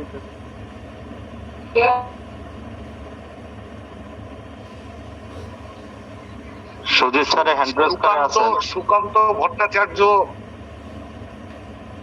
সব ভাত গুড় দিয়ে খাইতে চাইছে, মিডা দিয়ে খাইতে চাইছে, একসঙ্গে সবকিছু করতে চাইছে, মুহূর্তের মধ্যে বিপ্লব ঘটাই দিতে চাইছে। তার 22 বছর বয়সে বোধহয় মারা গেছে। তার মধ্যে যা করে গেছে এটুকু সমান মধ্যে সবগুলো একসাথে করতে চাইছে। টিউবারকুলোসিসে মারা গেছে। Thank you. এরপরে হ্যান্ড রাইজ করেছেন আমাদের doctor Sujit Mallick sir. Please আপনি আপনার প্রশ্নটি করুন। Thank you sir. স্যার, ওই মাঝখানে আয়োডিয়ামের একটা কথাই বলেছিলেন যে ওই আয়োডিয়ামের পরে কখনো মায়োজমেটিক ওষুধ বা টিউবারকুলিনাম লাগে না, শুরুতে দুটি ডোজ দিয়ে নিতে হয় ক্ষেত্র বিশেষে। তো ওখানে কি টিউবারকুলিনাম বভিনাম নাকি বেসিলিনাম লেগেছিল? ওটা বভিনাম লেগেছিল। স্যার, এইখানে বভিনাম লেগেছিল। তাহলে আপনার প্রিভিয়াস একটা লেকচারে শুনেছিলাম যে টিউবারকুলিনাম ওষুধ শুরুতে দেওয়া হয় সেই সব ওষুধ যেগুলো শীতকাতর। হ্যাঁ, কিন্তু এখানে আয়োডিয়াম নিজেই একটা কোভিড টিউবারকুলার ওষুধ, ঠিক আছে। শুধু ডায়াথিসিস ছিল, এই জন্য অ্যাডভান্স দিয়ে দিয়েছে। ডায়াথিসিস গত কারণে, নচেত ওটা দিতাম না। ওটা কোনো কাজে লাগছে কিনা এইটাই জানি না। আয়োডিয়ামই সম্পূর্ণরূপে আচ্ছা কার্য সম্পাদন করতে পারে। ওকে। হ্যাঁ হ্যাঁ হ্যাঁ স্যার, আর একটু কথা আছে। আর একটু যে আজকে যে প্রশ্নগুলো এসেছে যে বিষয়টা নিয়ে, লেয়ার ট্রিটমেন্টের মতো যে বিষয়টা, অ্যাকচুয়ালি হচ্ছে যে পৃথিবীর সকল মানুষই কোনো না কোনো কনস্টিটিউশনাল মানে মেডিসিনের সাথে রিলেটেড, কোনো না কোনো। তো একটা কনস্টিটিউশনাল মেডিসিনের হয়েই জন্মগ্রহণ করে মানুষ। দেন হচ্ছে সে একটা মায়োজমেটিক বাধা অর্জিত হতে পারে বা প্রাপ্ত হতে পারে। এখন এই যে যেমন টিউবারকুলার মায়াজম, সিফিলিস এবং সাইকোটিক মায়াজম অর্জিত এবং প্রাপ্ত দুইটাই হতে পারে। কিন্তু স্যারের কাছে একটা কোশ্চেন যে টিউবারকুলার মায়াজমটা কি অর্জিত হতে পারে নাকি প্রাপ্ত? অর্থাৎ টিউবারকুলার মায়াজমটা সম্ভবত আমার যা মনে হয় মিউটেশন হয়ে আসতে হয়, যে পরবর্তী প্রজন্ম আর কি, বাবা মার হয়তো সোরা সিফিলিস মিক্সড হয়ে। বলছি হ্যানিম্যানের তিনটা মায়াজম ছাড়া আর কোনোটাই অর্জিত হয় না, সরি প্রাপ্ত হয় না। ঠিক আছে, তবে টিউবারকুলার ডায়াথিসিসটা থাকে। টিউবারকুলারকে কিন্তু হ্যানিম্যান মায়াজম বলে নেই। আপনি টিউবারকুলাস, আমরা ভারতবর্ষের 95% মানুষের মধ্যে 90% মানুষের মধ্যে টিউবারকুলোসিসের আক্রান্ত হওয়ার মতো অবস্থা আছে, কিন্তু এই জীবাণুটাকে মানবদেহ সহজে প্রতিহত করতে পারে মানবদেহের অ্যান্টিবডি, সো আক্রান্ত হয় না। কিন্তু আমি যখন পুষ্টিহীনতায় পড়ে যাব তখন সহজে আমাকে আক্রান্ত করে ফেলবে, এবং আমার যে পরবর্তী জেনারেশন তারা এই ডায়াবেটিক ধারায় চলে আসবে। ক্লিয়ার? স্যার আমার বক্তব্য এখানেই যে টিউবারকুলারকে ডায়াথিসিস বলাই আমার মনে হয় যথোপযুক্ত, মায়াজম না। না, বোঝেন নাই। আমি আক্রান্ত হলাম, আমি ডায়াথিসিসের অধীন। আমার যদি সঠিক চিকিৎসা হওয়ার আগে আমার পরবর্তী প্রজন্ম সৃষ্টি হয়, তাহলে এরা ডায়াথিসিস না, হ্যাঁ এরাও ডায়াথিসিস থাকবে, এবং এদের পরবর্তী প্রজন্ম একটা মায়াজমেটিক ধারায় থাকবে। ডিরেক্টলি রক্তের সম্পর্ক আছে এরকম অবস্থা হইলে সেটা হলো এক পুরুষ, এটা হলো ডায়াথিসিস ধরতে হবে। আর যদি তৃতীয় পুরুষে চলে যায় তখন সেটা মায়াজমেটিক অবস্থা ধরতে হবে। স্যার আমি একটু যদি ক্লিয়ার করে বুঝতে চাই, যদি একটু সময় দেন, যে ধরেন বাবা মা যে কোনো একজন সিফিলিস একজন সোরিক, তো সিফিলিস আর সোরা মিলে তো টিউবারকুলাস ডায়াথিসিস বা মায়াজম। সেইটা যেটা হবে সিফিলিসটা প্রাধান্য থাকলে ওই অবস্থাটাকে বলা হবে সিরোসোরিক। ছদ্মবেশী ছোড়া, হ্যাঁ ছদ্মবেশী ছোড়া সিফিলিসের প্রাধান্য এক। আর যদি ছদ্মবেশী সিফিলিস থাকে আর ছোড়ার প্রাধান্য থাকে তখন হবে স্ক্রুফিউলা। ক্লিয়ার? স্যার হ্যাঁ, আমি একটু যেটুকু বলতে চাই একটু শোনেন, যে বাবা মা যে কোনো একজন সোরা বা সিফিলিস দুইজন মিলে পরবর্তী তাদের বাচ্চা কাচ্চা যে হইলো সে তো মায়াজম না, ডায়াথিসিস। এবারে এই যে ডায়াথিসিস প্রাপ্ত টিউবারকুলার, এদের যদি আবার সন্তানাদি সামনে আসে, তারা কি টিউবারকুলার মায়াজমের দিকে দাবিত হয় কিনা? তাদের যে মানে যে ডায়াথিসিস ভুক্ত আছে তার পরের প্রজন্মটা সেটাও ডায়াথিসিস থাকবে। তারা যদি এই রোগে আক্রান্ত না হয় তারপরের প্রজন্মটা মায়াজমে চলে যাবে। আচ্ছা, ক্লিয়ার হওয়ার জন্য। আর স্যার আরেকটু বলি যে তাহলে এখানে একটা মায়াজমেটিক বাধা হলো, প্রথমত একটা কনস্টিটিউশন, পরে একটা মায়াজমেটিক বাধা, থার্ড যে লেয়ারটা তৈরি হয় এই লেয়ারটা হচ্ছে বর্তমান সময়ের মানে পরিস্থিতি, আমাদের সামাজিক মানসিক মানে আমাদের স্বাস্থ্যের যে সংজ্ঞা আছে, এই স্বাস্থ্যের সংজ্ঞার সাথে যে পয়েন্টগুলো রিলেটেড, এর কোনো না কোনো পয়েন্ট যদি হ্যাম্পার হয় তখন একটা জাস্ট লেয়ার তৈরি হয়, আউটার লেয়ার। সেটা হতে পারে যেমন হঠাৎ করে কোনোদিন একটা ভয় পেয়ে রয়েছে, সেই ভয়টা ভালো করে ট্রিটমেন্ট হয় না, ওইটা এখন এটার একটা লেয়ার হয়ে রয়েছে। অথবা সে কোনো না কোনো ভাবে সেক্সুয়াল হ্যারাসমেন্ট হয়েছে, অ্যাবিউজ হয়েছে, সেখানে একটা স্ট্যাফিসেগ্রিয়ার লেয়ার তৈরি হয়ে যেতে পারে। অথবা দীর্ঘদিন ধরে হচ্ছে একটা সাপ্রেশনের মধ্যে আছে মেন্টাল। এইখানে আপনার তো ভুল বোঝাবুঝি আছে, অর্থাৎ এই সম্প্রতি ঘটনাটা ঘটছে এটা সাবফেজে আছে, দেন এইটাকে আমরা লেয়ার ধরবো। কিন্তু 10 বছর আগে একটা ঘটনা ঘটছে, এটা সারফেসে না, এটাকে লেয়ার ধরবো না। তবে আপনি যখন ডায়াথিসিস এবং মায়াজমেটিক চিকিৎসা করবেন, খনন করতে করতে ওই লেয়ারটা বেরিয়ে আসবে। আপনার কনস্টিটিউশনাল যে মাধুর্য এস্টাবলিশ করার আগেই ওই লেয়ারটা চলে আসবে, তখন আপনাকে ওইটা কভার করে সামনে এগোতে হবে। আর আমি আজকে যে কথাটা বললাম এটা অতি সম্প্রতি ঘটা কোনো ঘটনার প্রেক্ষিতে তাকে অ্যাকোনাইট দিতে হয়েছে। এটা একদম সারফেসে আছে, উপরি লেভেলে আছে। ক্লিয়ার? আমি আর একটু ক্লিয়ার হতে চাচ্ছি। প্লিজ রাইজুর রহমান স্যার, আপনি একটু মাইক্রোফোনটা অফ করেন প্লিজ। স্যার আমি বলছি যে ঘরে কি বিরক্তি যে হচ্ছে একটা স্ট্যাবিসিক্রিয়া লেয়ার সৃষ্টি হয়ে রয়েছে, ধরেন সেটা 10 বছর হয়ে গেছে, আর একটা সে মায়াজমেটিক লেয়ারও আছে তার, ধরি অ্যান্টিটিউবারকুলার মায়াজমেটিক লেয়ার আছে, আর কনস্টিটিউশনালি যে কোনো একটা মেডিসিন ধরি লাইকোপোডিয়াম বা ন্যাক্টামিউর, তাহলে এরপরে একটা মায়াজমেটিক লেয়ার, থার্ড হচ্ছে একটা লেয়ার। এখানে আপনি চিকিৎসা শুরু করবেন মায়াজমেটিক ওষুধ দিয়ে। হ্যাঁ, আমি এইটাই ক্লিয়ার হতে চাই। কনস্টিটিউশন ওষুধটা দেওয়ার পরই ওই স্ট্যাবিসিক্রিয়া লেয়ারটা সামনে চলে আসছে। সর্বশেষ না, ওটা সামনে চলে আসবে। চলে আসলে স্ট্যাবিসিক্রিয়া দিলেন, দেন আবার দেখবেন ওই তার কনস্টিটিউশন চলে আসছে সামনে। তখন কনস্টিটিউশনের আপনি মাধুর্যটা এস্টাবলিশ করবেন। তাহলে এখানে তো তাহলে ওই লেয়ার ট্রিটমেন্টের যে ব্যাপারটা একটু এইখানে তাহলে একটু ডিফারেন্ট। না, ডিফারেন্ট না, এইটাই নিয়ম, এইটাই। কনস্টিটিউশনের আগে পরে লেয়ারটা থাকে, কাছাকাছি জায়গায় থাকে, আর মায়াজমটা ভিন্ন জায়গায়। তাহলে লেয়ারটা যদি লং টাইম হয়ে যায়, তাহলে লং টাইম হয়ে যায়, কনস্টিটিউশনের কাছাকাছি থাকে। হ্যাঁ, তখন আমরা মায়াজমেটিক ওষুধটা আগে দেবো। হ্যাঁ, মায়াজমেটিক ওষুধটা আগে, দেন কনস্টিটিউশনাল ওষুধ দিলে পরে ওই লেয়ারটা ক্লিয়ার হয়ে আসবে, দেন একটা লেয়ারের ওষুধ দিতে হবে। হ্যাঁ, একদম। Thank you so much sir.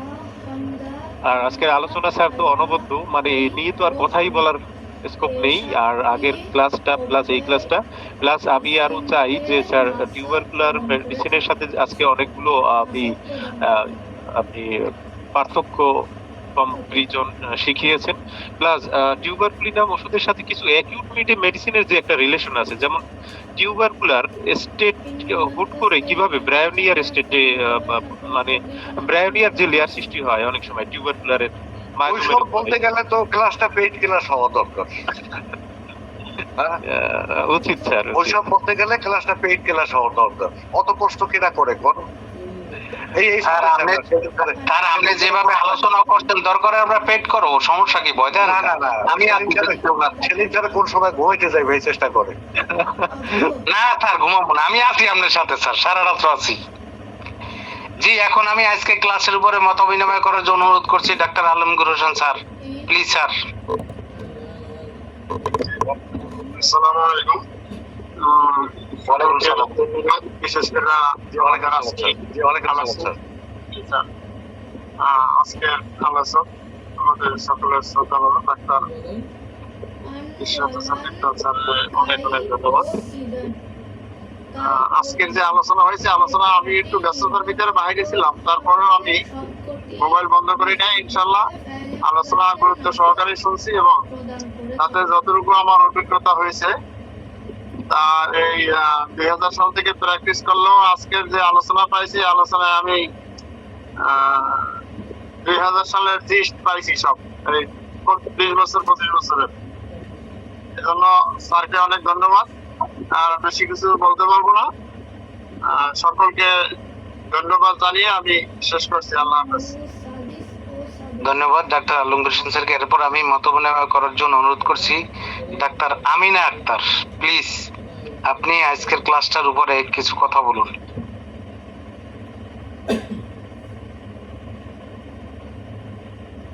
Amina Akter, আপনি কি শুনতে পাচ্ছেন আমাকে?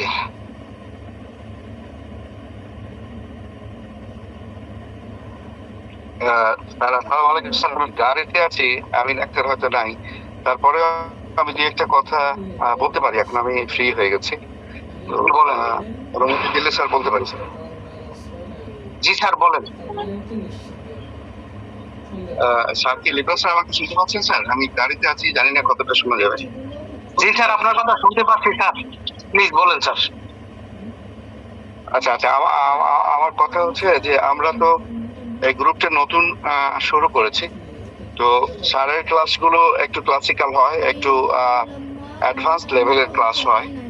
তো আমরা আসলে একটু কতগুলো কোড অফ কন্ডাক্ট অনুসরণ করা দরকার।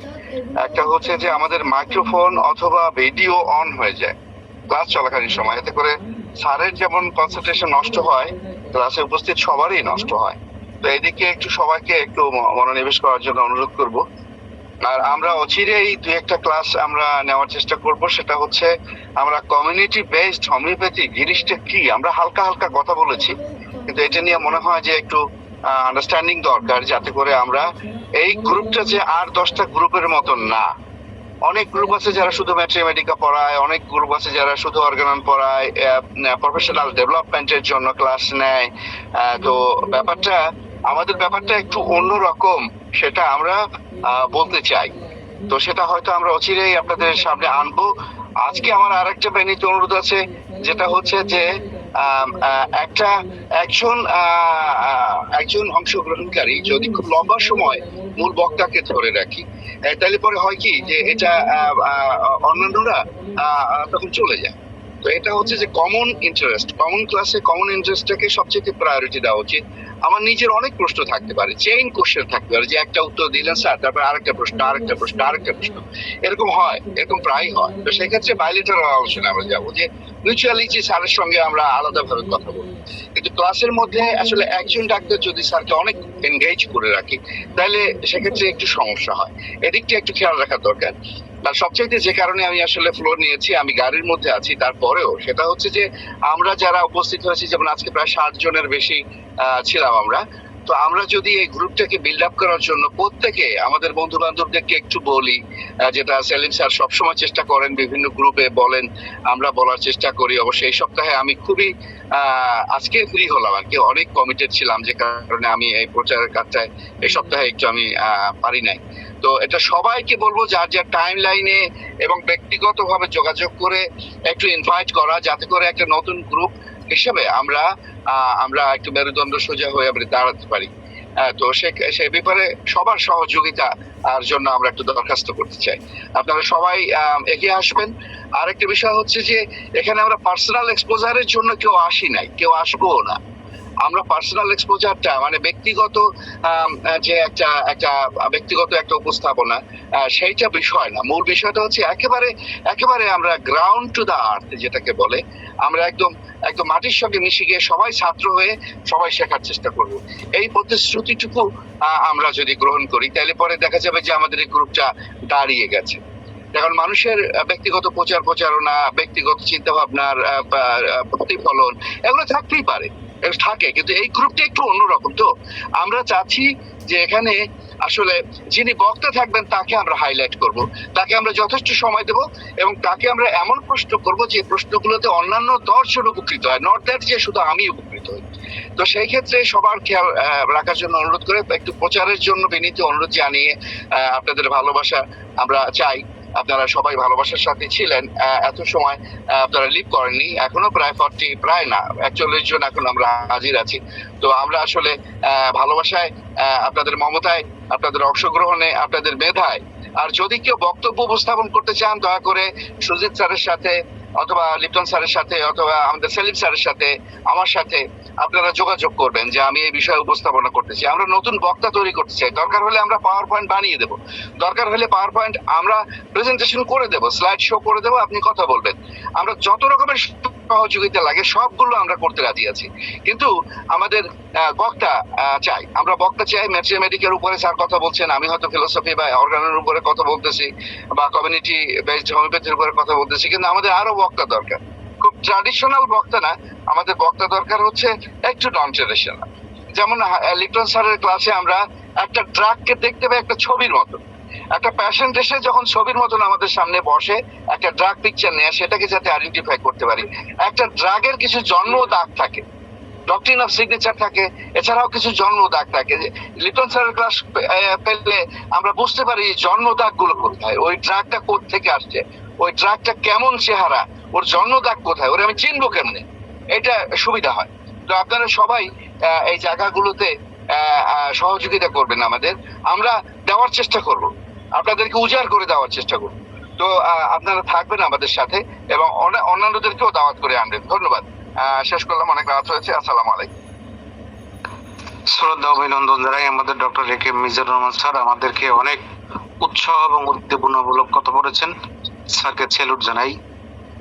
স্যার আমাদের এই গ্রুপটাকে ডেভেলপ করার জন্য অনেক পরিশ্রম করেন এবং বিভিন্ন প্রকার আমাদের ডেভেলপ করার জন্য হোমিওপ্যাথিকের প্রচার প্রসার স্যার অনেক পরিশ্রম করেন। তো সেই দৃষ্টিকোণ থেকে আমরা স্যারের আকাঙ্ক্ষাকে পূরণ করার জন্য যার যার অবস্থান থেকে আমরা সবাই প্রাণপণ চেষ্টা করব এবং আমাদের এই প্রতি নিয়মিত আয়োজনে আমরা সবাই যথাযথ সময় উপস্থিত থাকবো এই প্রত্যাশা সকলের প্রতি রেখে আমি এখন সংক্ষিপ্ত পরিসরে কিছু আলোচনা করার জন্য অনুরোধ করছি doctor Dinuhin Majnu. Doctor Dinuhin Majnu sir, আপনার দৃষ্টি আকর্ষণ করছি। আসসালামু আলাইকুম।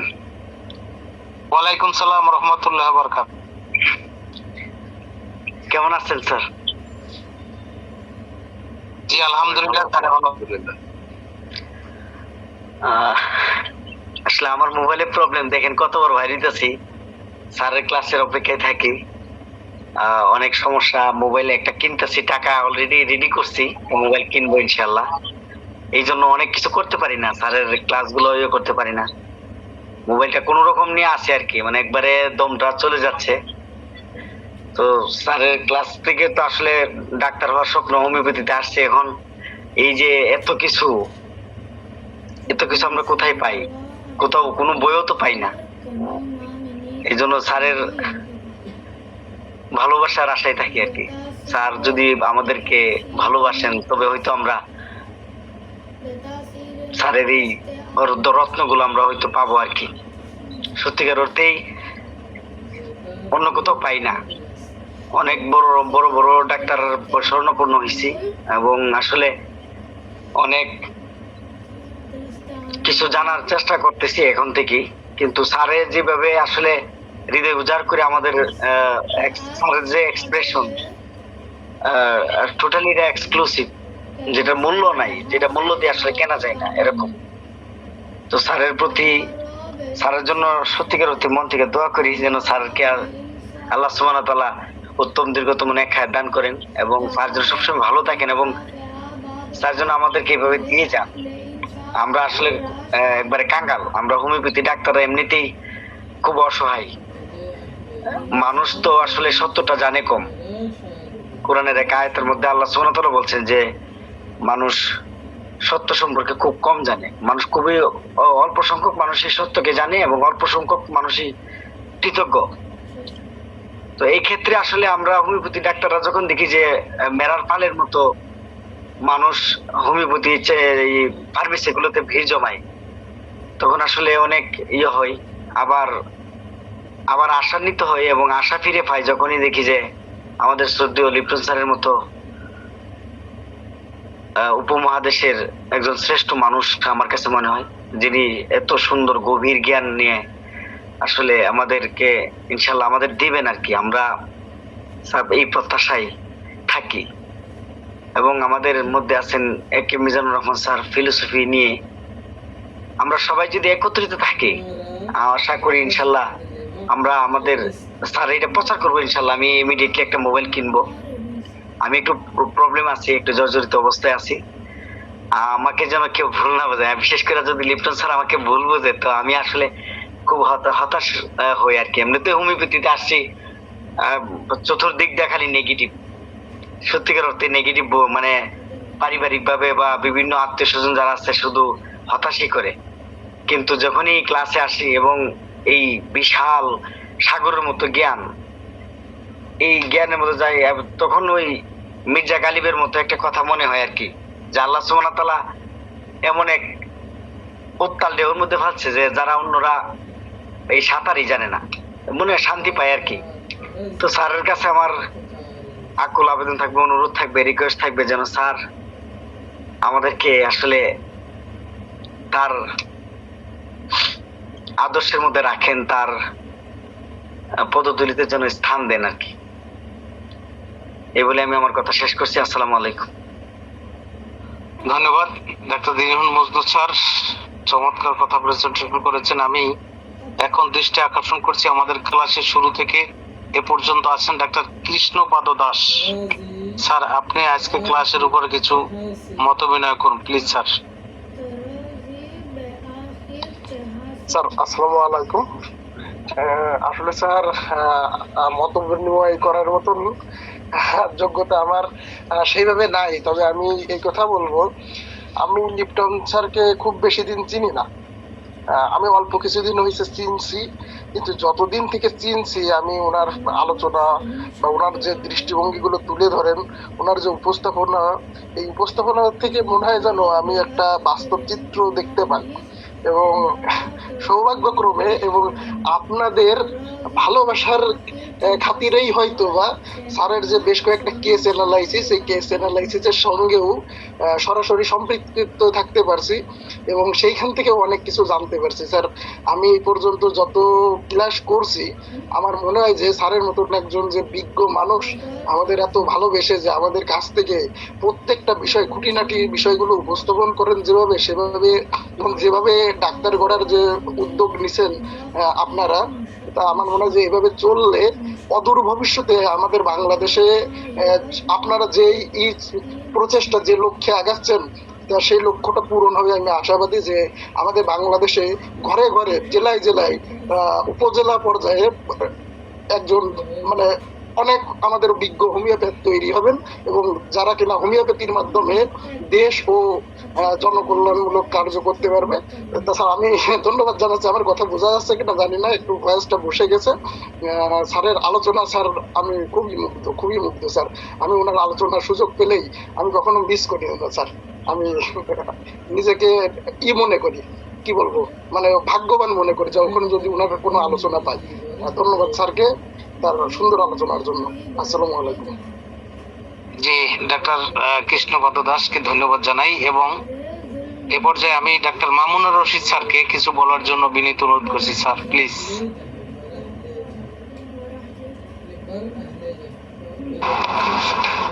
আসসালামু আলাইকুম। জি ওয়ালাইকুম সালাম রাহমাতুল্লাহ। জি, স্যার সম্পর্কে আসলে নতুন করে বলার কিছু নাই। স্যার যেভাবে আমাদেরকে শেখাচ্ছে, স্যার যদি ভাবে শিখিয়ে যায়, আমরা যদি এটা ধারণ করতে পারি, যদিও ধারণ করা একটু কঠিন, নিতে পারি না, বোঝার মতো লাগে অনেক সময়।